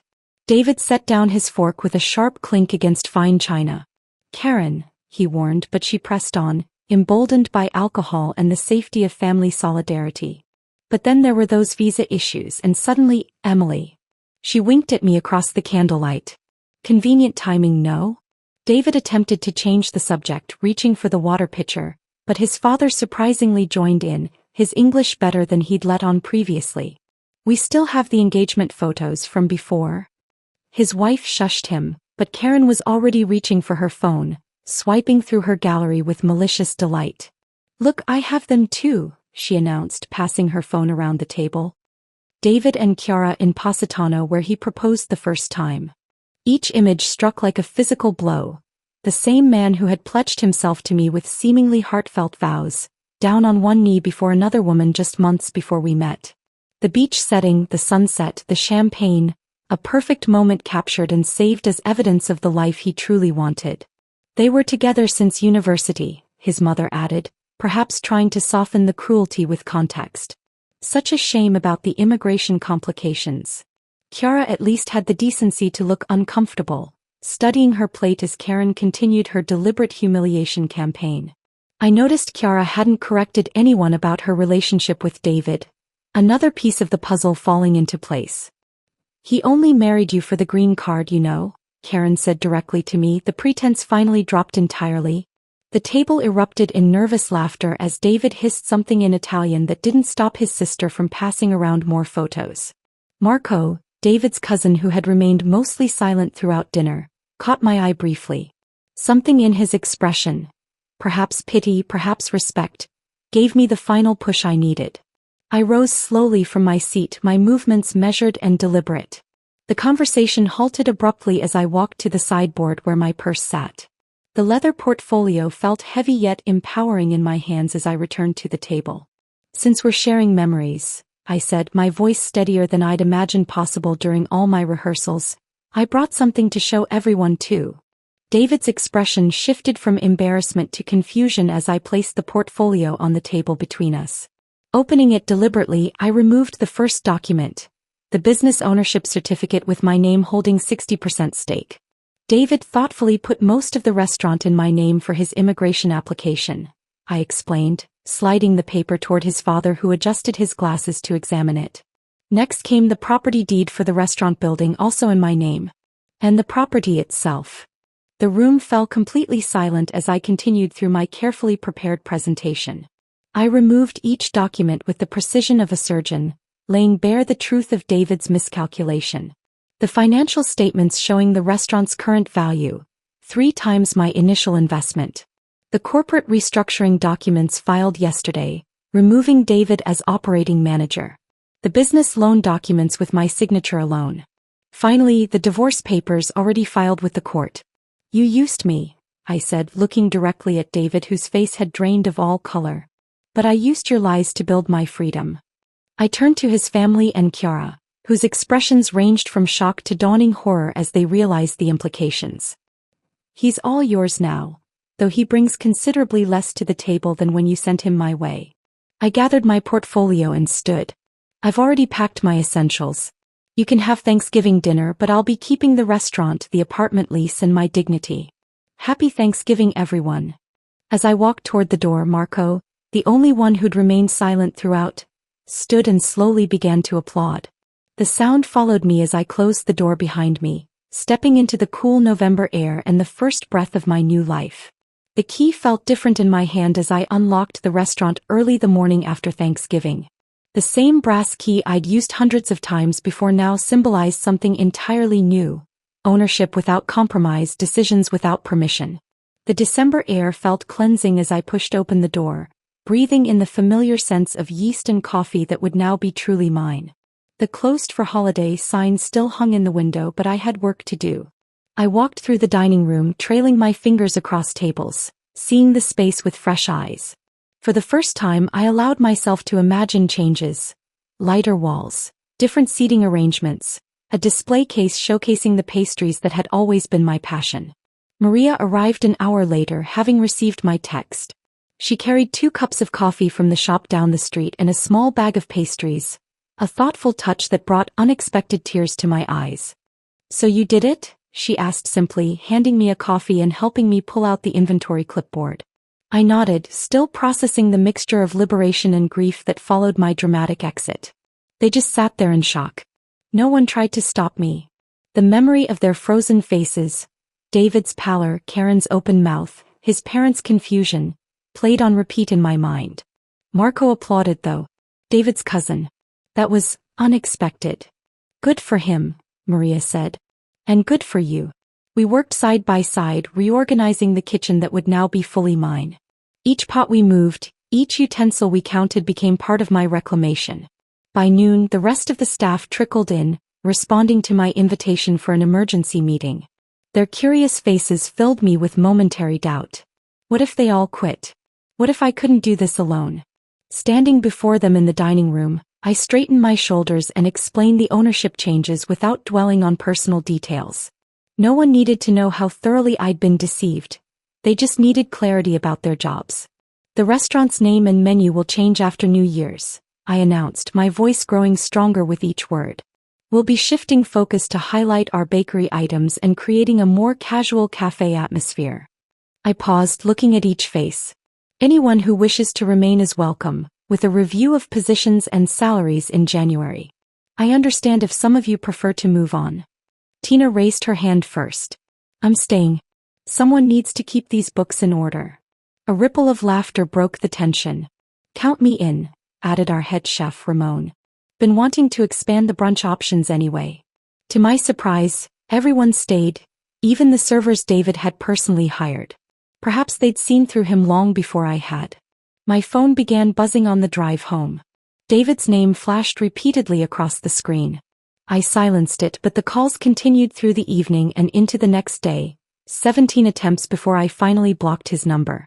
Then came the emails with subject lines that told their own story of his unraveling. "We need to talk immediately. You can't do this. You manipulative bitch. Let's be reasonable about this. We can discuss a fair division. Please just call me." My attorney Judith handled all communication, forwarding only what required my attention. Her calm professionalism kept me grounded when his messages threatened to pull me back into emotional chaos. "This is exactly why we prepared so thoroughly," she reminded me during a particularly difficult day when his lawyer sent a lengthy letter disputing the ownership structure. "His signature is on every document. He created this situation himself." The divorce proceedings moved surprisingly quickly once David realized fighting would only drain resources he no longer had. His family returned to Italy within days of Thanksgiving, while he reportedly moved in with a college friend in the next town over. Chiara disappeared entirely. Perhaps the green card husband had lost his appeal without his business assets. Sometimes I wondered if she'd known about me all along or had been another victim of his manipulations. That thought brought no satisfaction. Just a hollow recognition that hearts are broken in different ways by the same hands. January brought a fresh start as we renovated the space during a planned 2-week closure. The painters covered the dark red walls with a warm cream color that brightened the entire restaurant. New lighting fixtures replaced the heavy Italian-style chandeliers David had insisted upon. The formal tablecloths disappeared in favor of polished wood surfaces with simple fresh flowers. The Italian restaurant Sapor became Second Chances, a cafe and bakery showcasing my original recipes alongside new creations. We expanded the breakfast and lunch offerings while scaling back dinner service to Thursday through Saturday only. My grandmother's recipes finally found their place on the menu, no longer deemed too American or too simple for David's vision. The grand reopening drew local press, curious about the ownership change that had rippled through the small-town business community. Creative differences with my former partner, I explained simply when asked, refusing to feed the rumor mill despite the reporter's fishing questions. Maria stepped seamlessly into the role of general manager, her organizational skills flourishing with proper authority. I focused on menu development and business strategy, taking classes at the community college to strengthen the financial skills I'd previously surrendered to David. The irony wasn't lost on me. I had finally become the business owner David had pretended to see in me, capable and confident in decisions that were now truly mine to make. Regular customers returned, drawn by the improved atmosphere and honest approach. Some asked about David, most quickly forgot him, more interested in the new citrus tart or weekend quiche special. My apartment above the cafe became my sanctuary, small but entirely mine, decorated without anyone else's input or criticism. The relief of arranging furniture exactly as I pleased, of choosing colors that spoke to me rather than impressing others, was a simple joy I hadn't expected. Melissa, who had questioned David from the beginning, helped me furnish it with flea market finds we refinished together on weekends. Our friendship, strained during my marriage when I dismissed her concerns, strengthened through shared projects and honest conversations. "You know what I love most about this place?" she asked one evening as we shared wine on my tiny balcony, watching the sunset paint the sky in shades of pink. "It's completely, authentically Emily." Those words resonated deeply. I had spent 3 years trying to fit someone else's vision. Italian sophistication, business partner, supportive wife, without realizing I was disappearing inside those roles. The pain of betrayal still surfaced occasionally in unexpected moments, but it no longer defined my days or dictated my choices. Spring arrived with unexpected possibilities. The cafe's success attracted attention from a local business publication, leading to a profile piece about female entrepreneurs. The exposure brought new customers and a sense of belonging to a community of women who had faced their own challenges in the business world. A neighboring shopkeeper named James began finding reasons to buy coffee twice daily, complimenting my almond croissants with genuine appreciation. Eventually, he asked about wholesale pastry options for his bookstore cafe across the street. Our business discussions evolved into dinner conversations that held no pressure or pretense, just the simple pleasure of shared interests and mutual respect. When he finally asked me out properly, I was surprised by my readiness to say yes. Not because he represented any kind of salvation, but because I felt secure enough in myself to consider letting someone new into my life. "I'm still figuring things out," I warned him on our third date as we walked along the river path. "My trust meter is pretty damaged." His response was perfectly simple: "I've got time." As summer approached and second chances celebrated 6 successful months, I realized that what David had inadvertently given me was precisely what his sister had taunted me about: freedom. Not just from a fraudulent marriage, but freedom to become myself again. Freedom to trust my instincts, to set boundaries, to create something authentic. Sometimes the green card is just the beginning of the story. If this story of sweet revenge against a green card marriage scammer had you cheering, smash that like button right now. My favorite part was when Emily pulled out that leather portfolio at Thanksgiving dinner, watching David's face drain of color as she revealed she owned 60% of the business. What was your favorite moment? Drop it in the comments below. Don't miss more thrilling stories of betrayal and redemption. Subscribe and hit that notification bell so you never miss when justice is served. After my mother-in-law's funeral, my broke husband inherited $379 million. He filed for divorce immediately, saying, "You were just a placeholder." I said nothing. Days later, his mom's lawyer called him in, and the look on his face when he heard the real will was priceless. The phone call came at the worst possible time. The funeral was just over and I was barely holding it together.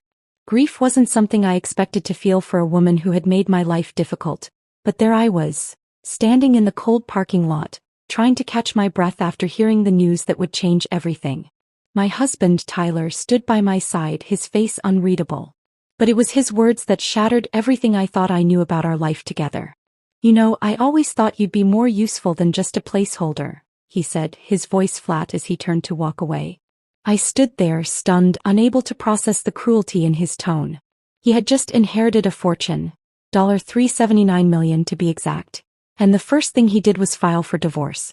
The woman I thought I knew, my husband, had turned into someone else entirely. Curious about how this journey unfolds? Subscribe for more powerful stories of resilience and transformation. It's free and keeps you connected to the heart of each story. Let's explore what's next together. It didn't make sense. How could he be so cold? After everything we'd been through together, the years of struggle, the sleepless nights, the sacrifices, I was nothing more than a placeholder?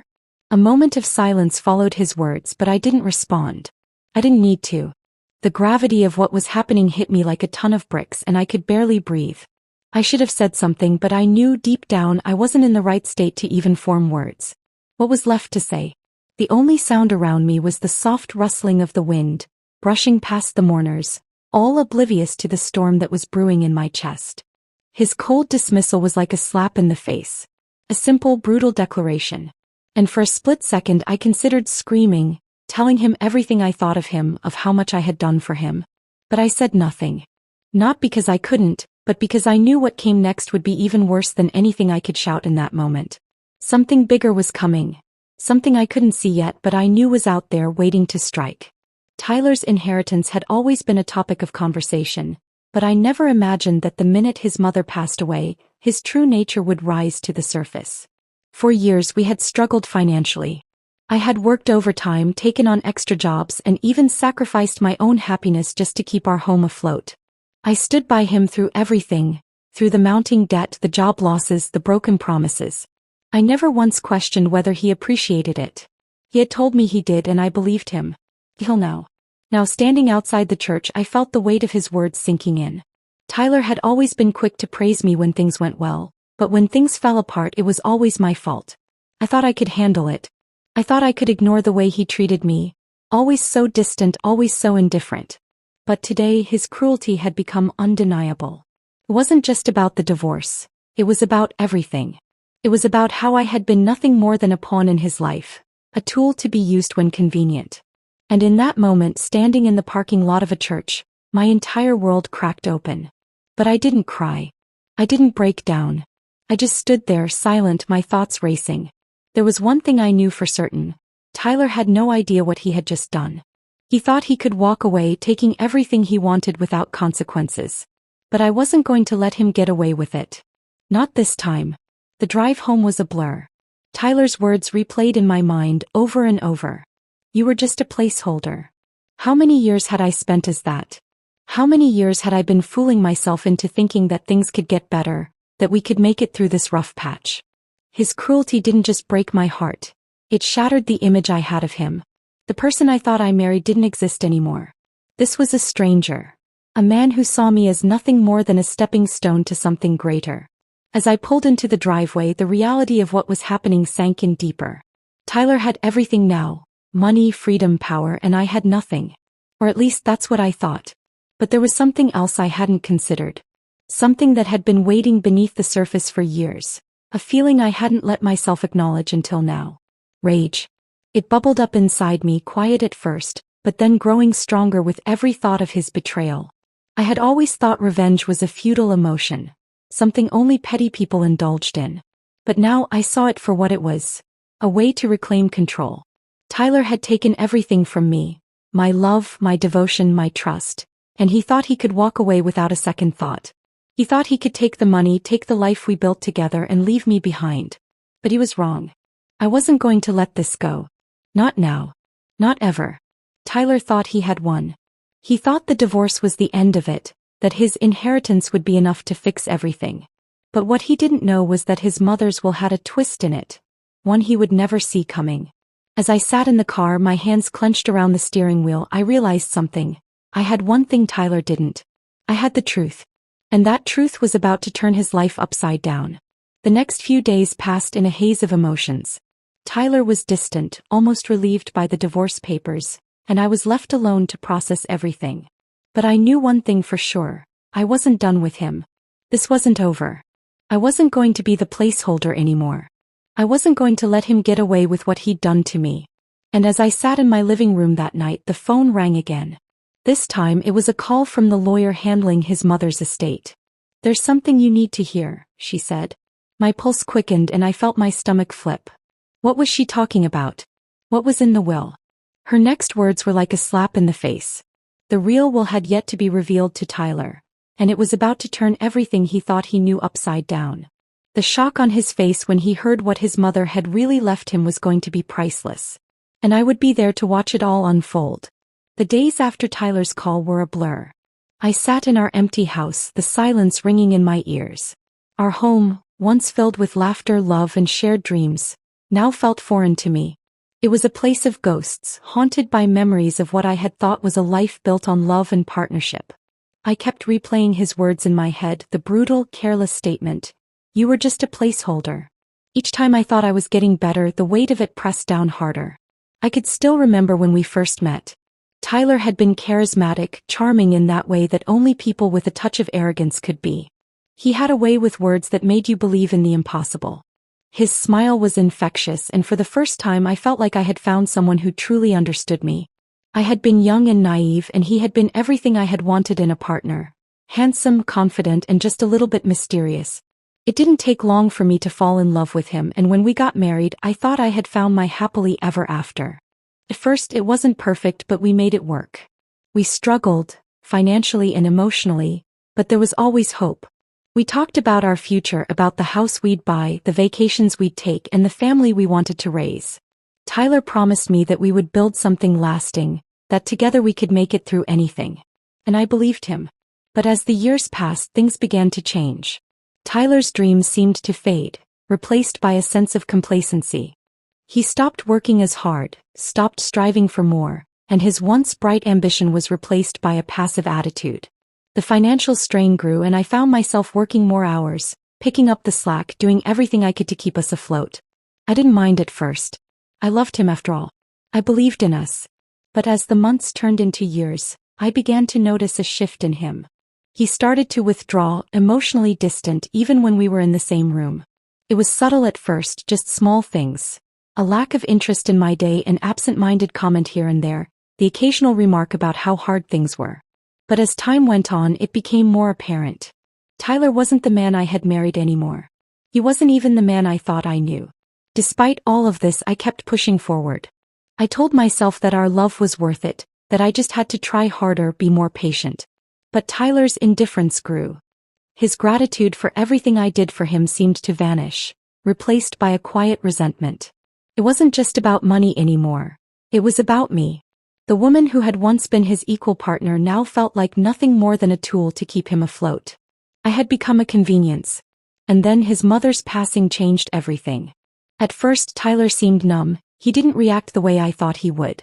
But that wasn't what was most shocking. It was what happened after the funeral that opened my eyes to who he really was. I never expected him to be so ruthless, so callous. The inheritance was more than just money. It was a symbol of everything he had been waiting for. And as soon as the lawyer confirmed it, Tyler's demeanor shifted. He no longer needed me. He had everything he wanted now. His mother's fortune, the freedom to do whatever he wanted. And I, his wife of nearly a decade, was no longer necessary. I felt the anger rising in me, but it wasn't just anger. It was disbelief. How could he be so heartless? After everything we had been through, everything I had sacrificed for him, he could turn on me like this? I had never seen him so cold. I had always known there was a side of him that was selfish, but this was something darker. And now, with that divorce declaration hanging over me like a sword, I realized just how much I had misjudged him. I had given him everything, my time, my energy, my love, and he had thrown it all away like it meant nothing. I sat in that empty house, the walls closing in around me, feeling a mix of betrayal and fear.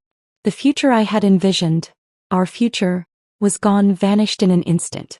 But even as the sting of Tyler's words settled in, something shifted in me. I wasn't going to let him have the last word. He thought he could toss me aside like a worn-out shoe, but I wasn't going to let him. Not after everything I had given him. I spent the next few days in a fog, barely able to process the reality of the situation. I went through the motions, moving from one task to the next like a robot, but inside my mind was racing. Tyler's inheritance, his cold dismissal of me, the way he spoke of me like I was disposable. It was too much. I kept replaying the scene in my head, the way he had so easily filed for divorce, his tone casual, almost bored, like it was just another task on his list. And then the worst part, he hadn't even cared to explain why, to give me any sense of closure. I had been nothing more than a placeholder. But that's when it hit me. The real betrayal wasn't just in the divorce papers. It was in the fact that he had never seen me for who I truly was. I wasn't just his wife, his partner in life. I was the one who had always carried the weight of everything for him. The financial burden, the emotional labor, the household responsibilities. And now, when he had everything he ever wanted, I was just another casualty of his greed. The anger bubbled up again, stronger this time. I wasn't going to let him get away with this. I wasn't going to let him walk away with everything while I was left in the dust. No, if he thought he had won, if he thought he could just move on without consequences, he was gravely mistaken. It wasn't about the money, it was about me. It was about the fact that he had taken me for granted, underestimated me, and assumed that I would just accept his betrayal without a second thought. But I wasn't that person anymore. I wasn't the woman who would quietly accept being treated like a second-class citizen. I had the power now. I had the knowledge and I had a plan. And Tyler had no idea what was coming for him. The real Will was out there, and I wasn't going to sit idly by and watch him claim it without a fight. If he thought he could discard me so easily, he was about to learn just how wrong he was. There was more to this story than he realized. And now, I was going to make sure he learned the hard way that you can't just walk away from someone you've used and discarded. Not without facing the consequences. The days that followed Tyler's betrayal were some of the hardest I've ever had to face. The house felt empty, not just because of the absence of his presence, but because it felt like he had taken everything I had built with him. My thoughts were a constant whirlwind, constantly going back to that moment in the parking lot after his mother's funeral, where everything shifted. Every corner of our home, every little detail felt like a reminder of everything that had fallen apart. It wasn't just that I had lost my husband, it was that I had lost myself. I tried to occupy my mind with the day-to-day. The bills, the errands, even the mundane tasks like picking up groceries or taking care of the dog. But each step felt like a form of self-torture. I found myself replaying Tyler's words over and over in my head. You were just a placeholder. The weight of them crushed me, but I also knew that somewhere deep inside, it lit a fire in me that I wasn't ready to acknowledge. It wasn't just about what he said, it was about what he hadn't said. He hadn't even looked at me as someone worth fighting for. The more I sat with the reality of it, the more the anger built up. The memories of everything I had done for him, of how I had supported him through thick and thin, flooded my mind. I remembered how when we first met, Tyler had promised me a life of partnership. A life where we were equal. But those promises had evaporated with his mother's death. The moment the inheritance arrived, I wasn't even considered a part of the equation. I had become nothing more than a means to an end for him. But now, as I sat in the quiet of our home, I started to feel something I hadn't expected: clarity. Tyler thought he had won. He thought he could just cut me out of his life and walk away with everything. He thought the money would fix all his problems. But as I thought more about it, the more I realized that he had made a huge mistake. He had underestimated me. I had given everything for him. Everything. But I wasn't going to let this define me. I wasn't going to just be the victim of his callousness. If Tyler thought he could discard me like a broken toy, he had another thing coming. But I also knew that this wasn't going to be some impulsive act of revenge. It had to be calculated. It had to be something that would force him to see what he had thrown away. For the first time in weeks, I allowed myself to think clearly. I was no longer caught in the suffocating fog of grief and betrayal. I had been so focused on making him see how much I had sacrificed, how much I had loved him, but I wasn't going to do that anymore. I wasn't going to beg for anything. What I needed to do now was make him understand exactly how wrong he was. But where to start? The will. That was the key. His mother had known what he was like, had known how he had treated me, and I was sure she had made provisions for me in the inheritance. Tyler had assumed that he would get everything. The house. The money. The future. He thought he had everything in his hands, but I knew better. I had seen enough of his mother's generosity to know that she wouldn't have left me high and dry. There had to be a twist in that will that would turn the tables on him. The problem was, I had no idea what the contents were. Yet, I started to piece together my plan. It wasn't just about the money. I wasn't interested in being part of the fortune. I just wanted to prove to him that he had no idea what he was messing with. He thought that with the inheritance he would be able to live his life on his terms, that I would be left in the dust. But what he didn't know was that the real power wasn't in the money. It was in the fact that I knew how to play the game. And right now I was playing for keeps. The first step was getting in touch with the lawyer. I had to find out what the will actually said. But I couldn't just barge in and ask. I had to be strategic, methodical. I couldn't afford to look desperate or angry. That would give Tyler exactly what he wanted. He would see me as weak. No, I had to be calm, collected, and in control. I spent the next few days researching everything I could about the inheritance, the law, and how wills worked. I knew Tyler would be expecting the whole process to go smoothly, that his mother's estate would be handed over to him without any hiccups. But I was about to throw a wrench in that plan. And I wasn't going to stop there. I had a growing sense that something wasn't quite right. Tyler's behavior was erratic, his moods shifting like the tides. He seemed distracted more than usual. It was as if the weight of the inheritance was sinking in, and he was beginning to realize that things weren't going to be as easy as he thought. His eyes constantly darted to his phone, and when he thought I wasn't looking, he would mutter under his breath as if unsure of what was coming next. I knew something was off. He wasn't the confident, arrogant man I once knew. There was a vulnerability to him now that made me wonder if he was starting to question whether he had made the right choice in tossing me aside. That's when it hit me. I wasn't the only one in the dark. Tyler thought the will was going to give him everything. But he had no idea that the true contents of it might just destroy his carefully constructed life. I could feel it now, like the calm before a storm. The tension was building and I wasn't sure whether I was ready for the fallout. But I couldn't back down now. I had to know. I had to know what was in that will. And whatever it was, it had the power to change everything. As I prepared for the next steps, I felt a strange sense of calm wash over me. Tyler thought he had the upper hand, but I knew better. This wasn't just about revenge anymore. It was about reclaiming my life, my dignity, and my future. And when the truth finally came to light, Tyler would see exactly what I had always been. More than just a placeholder. I wasn't sure what would happen next, but I knew one thing. The game had only just begun. As I sat in my living room, the weight of my decision began to settle in. The realization that I was about to take matters into my own hands felt both terrifying and empowering. Tyler thought he had everything figured out. The money, the freedom, the power. But what he didn't understand was that the game wasn't over. I wasn't just going to walk away with my head down and let him enjoy his newfound riches while I was left with nothing. If he wanted to discard me, I was going to make sure he'd regret it. I knew that revenge wasn't something I had ever thought of before. I had always prided myself on being a peaceful person, someone who tried to make the best out of any situation. But this wasn't just any situation. Tyler had crossed a line, and now it was time for him to understand that there were consequences to his actions. The more I thought about it, the more my resolve solidified. This wasn't about just taking back what was mine. It was about showing him the consequences of his arrogance. The first step in my plan was getting access to the will. I had already been in touch with his mother's lawyer, who seemed surprised when I reached out. I had no idea what kind of relationship they had, but I wasn't about to let that stop me. I played the part of the confused, hurt wife perfectly, asking for clarification on the inheritance, mentioning that Tyler had been acting strangely since the funeral. I could sense the hesitation in the lawyer's voice as she told me she needed to check a few things before she could discuss any details. But I wasn't waiting around for her to get back to me. I knew how to move quickly, how to manipulate situations in my favor. While I waited for her response, I began researching everything I could about the estate.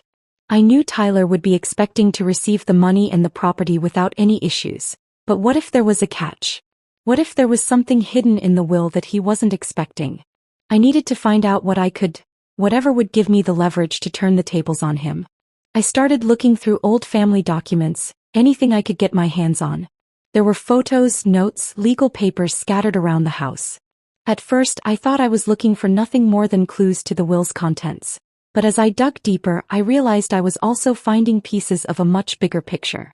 Tyler's mother had been meticulous about her estate. She had planned everything down to the smallest detail. And as I began to unravel these details, I started to piece together the reality of what was happening. Tyler was not going to get away with this. One afternoon, as I sifted through a pile of old papers in the study, I came across something that made my heart race.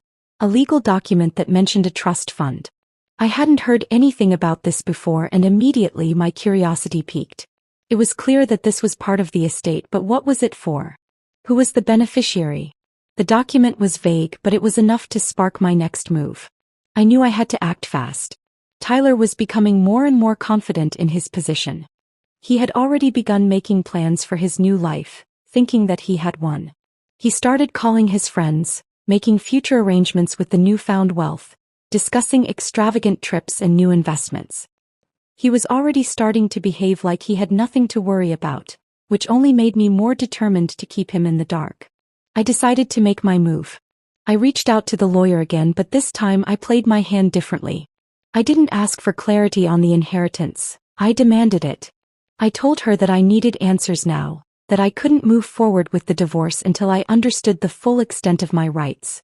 I made sure to mention that Tyler had been acting strangely, that I believed there was more to his mother's will than anyone was letting on. The lawyer was quick to respond, telling me she needed to schedule a meeting to go over the details. That was all I needed. I had a chance to get the full picture to see if there was something in the will that would give me the leverage I needed. But I couldn't go in unprepared. I spent the next few days going over everything I knew about Tyler's mother. I needed to understand the woman behind the estate, the one who had raised him and shaped the man he had become. The more I learned, the more I realized just how much she had seen through him. Tyler had always been a self-serving man, but his mother had always kept a watchful eye on him. She knew him better than anyone. And that, I realized, was my advantage. When the day of the meeting finally arrived, I was ready. I dressed carefully, my appearance professional yet understated, as if I were just a woman seeking clarification. But inside I was a storm ready to break. I walked into the lawyer's office, my heart pounding in my chest. The lawyer greeted me with a polite smile, but I could see the curiosity in her eyes. She had no idea what she was dealing with. She began to speak about the estate, the assets, the property. But I wasn't listening. Not entirely. I was waiting for the moment when the truth would reveal itself. When she finally mentioned the trust fund, my pulse quickened. It wasn't just money, it was a foundation. A foundation that Tyler had no idea existed. His mother had left specific instructions that the bulk of her estate would go into the trust, to be distributed only under certain conditions. Tyler wasn't going to get a dime of it unless he met those conditions. The conditions were clear. Tyler had to show that he had changed, that he was no longer the same selfish, arrogant man he had been. If he failed to meet these expectations, the money would go to me. I had been named as the beneficiary of the trust. I sat there, my hands clenched in my lap, trying to mask the smile threatening to break out across my face. This was it. The moment I had been waiting for. The moment I could take back what he thought he had stolen from me. The lawyer handed me the full details of the will, and I absorbed every word, savoring the knowledge I had just gained. Tyler wasn't going to walk away with everything. Not if I had anything to say about it. He thought he had the upper hand. But what he didn't know was that the real power had always been with me.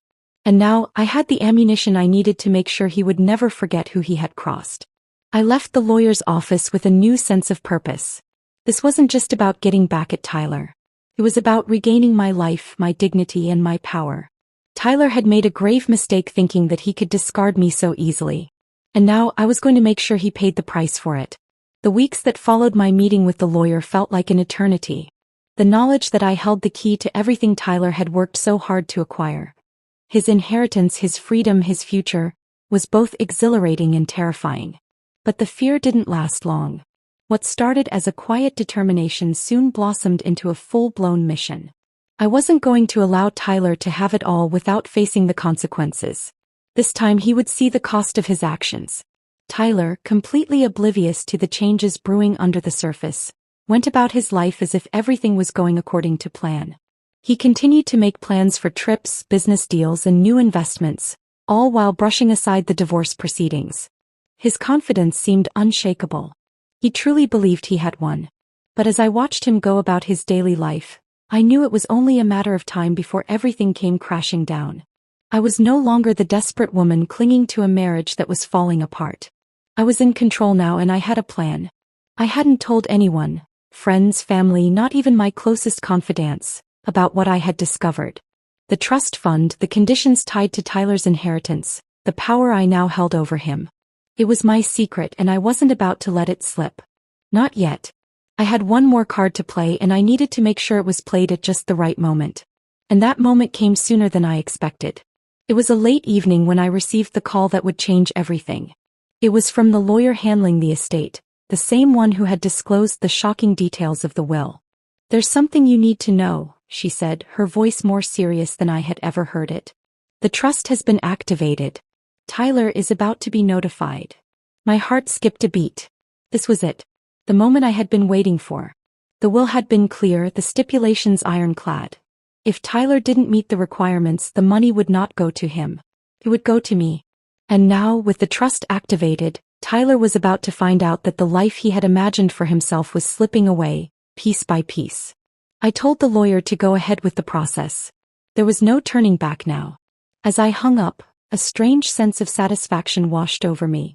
Tyler thought he was the one in control, that his new wealth would solve all his problems. But he had never understood the game we were playing. And now it was about to get personal. The next few days were a blur.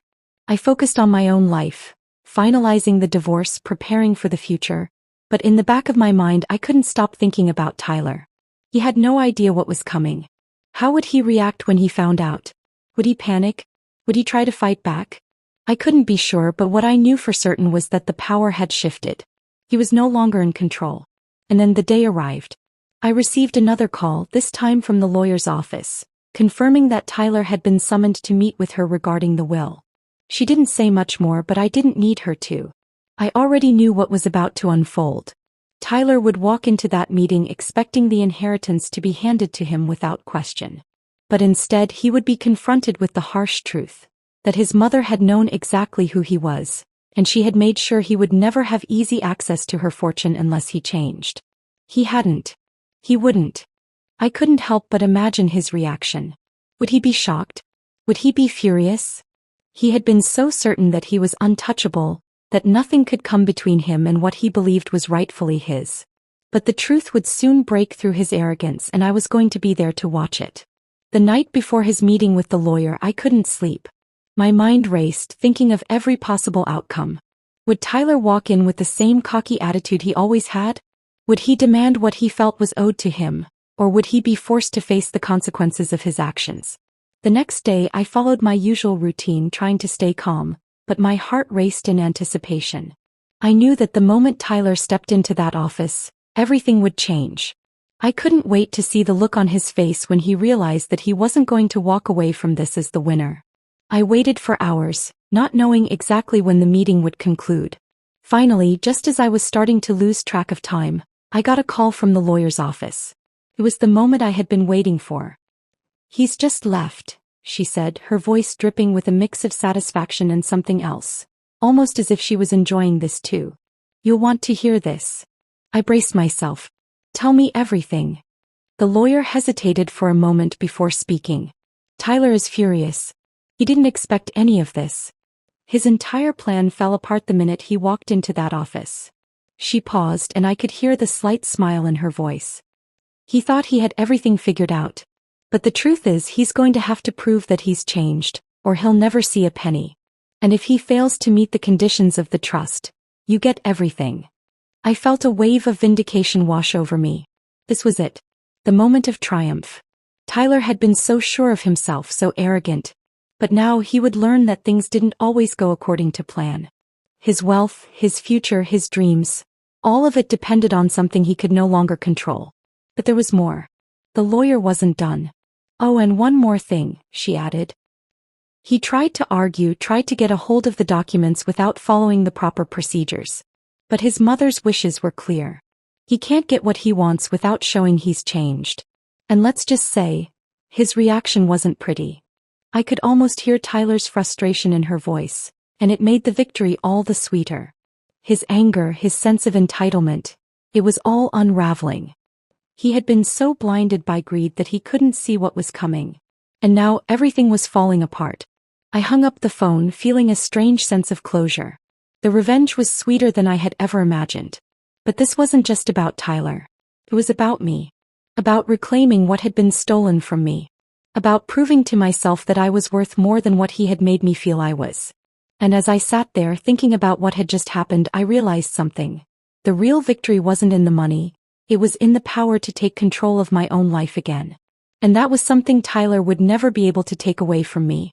The moment I had been waiting for had finally arrived, but as I sat there processing the weight of everything that had transpired, I couldn't help but feel a strange mix of satisfaction and reflection. Tyler had been so sure that everything was going to be handed to him. Money, freedom, the life he always wanted. And yet, when the truth of his mother's will had unfolded, everything he had worked for came crumbling down. The realization hit me. I hadn't just beaten him at his own game. I had taken back my life, my dignity, and my future. But even as the feeling of victory settled in, I knew that this was only part of the journey. Revenge, for all its sweetness, wasn't what it seemed in the end. Tyler's world had turned upside down in an instant, and though I had gotten what I wanted, there was an unsettling truth I had to face. Revenge, I realized, doesn't come without its consequences. In the days that followed the fallout, I found myself reflecting more and more on what had led me to this moment. Yes, Tyler had hurt me. Yes, he had treated me like I was disposable and I had every right to seek justice. But as I watched his life begin to unravel, as I saw the anger and bitterness consume him, I couldn't help but wonder if I was truly satisfied with how everything had turned out. Was this the closure I thought I needed? Was the revenge really worth it? The lawyer had informed me that Tyler's assets were now legally tied up, unable to be accessed unless he could meet the terms set by his late mother. His arrogance, his refusal to change had cost him everything. And though I could feel the bitterness in his every action, every phone call, every confrontation, I knew the game was over. The trust had been activated, and unless Tyler changed, it would be me who held the future in my hands. Yet as the days passed, I began to see the cracks in the armor I had so carefully built. The momentary victory, the sweet taste of retribution, started to fade, leaving behind a lingering emptiness. There was satisfaction, yes, in seeing Tyler squirm in the wake of his own greed, but there was also a recognition that I had become someone I didn't entirely recognize. I wasn't the woman who once loved him unconditionally, the one who had believed in the promises of a happy future. I had turned into something else, someone driven by anger, hurt, and a thirst for justice. And while I didn't regret my actions, I couldn't help but wonder if I had lost a part of myself in the process. I started to focus on what was next, on rebuilding my life. The money, the estate, the trust, it wasn't just about Tyler anymore. It was about me. It was about taking back control and forging a new path. With everything now laid out before me, I had choices. And for the first time in years, I felt a glimmer of hope. I wasn't tied to the past. I wasn't defined by what had been. I could start fresh. The divorce, though messy and emotional, was finalized soon after. It was a quiet affair, almost anticlimactic after everything that had happened. There were no dramatic showdowns, no long-winded confrontations. It was just a finalization of something that had been over for a long time. Tyler, predictably, tried to fight the terms of the divorce, but the lawyer's words were clear. The conditions of the trust were non-negotiable. He would have to change or he would never see a penny of his inheritance. And just like that, the power had shifted. Tyler, despite everything, tried to play the victim. He tried to manipulate people into believing he had been wronged, that he was somehow the one who had been betrayed. But deep down he knew the truth. He knew he had brought this on himself. And as the weeks wore on, his life began to unravel.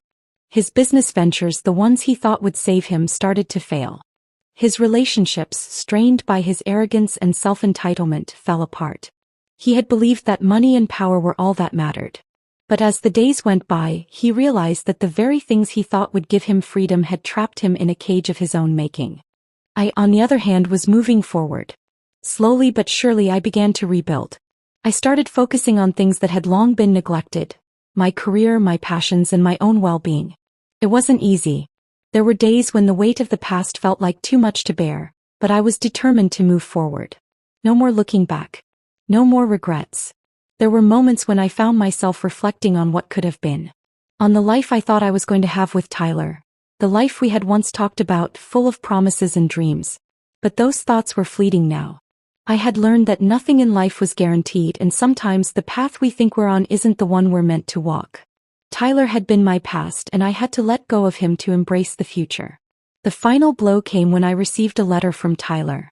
It was brief, almost cold, but it spoke volumes. In it, he acknowledged that he had been wrong, that he had taken me for granted, that he had never truly seen me for who I was. He apologized, but it was too late. The apology came after everything had already fallen apart. The money, the inheritance, the relationship, it was all just a distant memory now. In some strange way, that letter gave me closure. Not because I needed his apology, but because it confirmed something I had already known. Tyler was lost. And I had moved on. The final twist came when I decided to invest a portion of my newfound fortune into a project that was close to my heart. It wasn't about the money. It was about creating something meaningful, something that would give back to the community, something that would help others who had been through similar struggles. I had been a placeholder in someone else's life for too long. But now I was the one taking charge. As the dust settled and life slowly returned to some semblance of normalcy, I realized that revenge wasn't just about making Tyler pay. It was about reclaiming my own life. The journey had been painful, filled with betrayal, anger, and confusion, but in the end, it had led me to a place of peace. The true victory was not in seeing Tyler suffer, but in knowing that I had taken control of my destiny. And that, more than anything, was the sweetest revenge of all.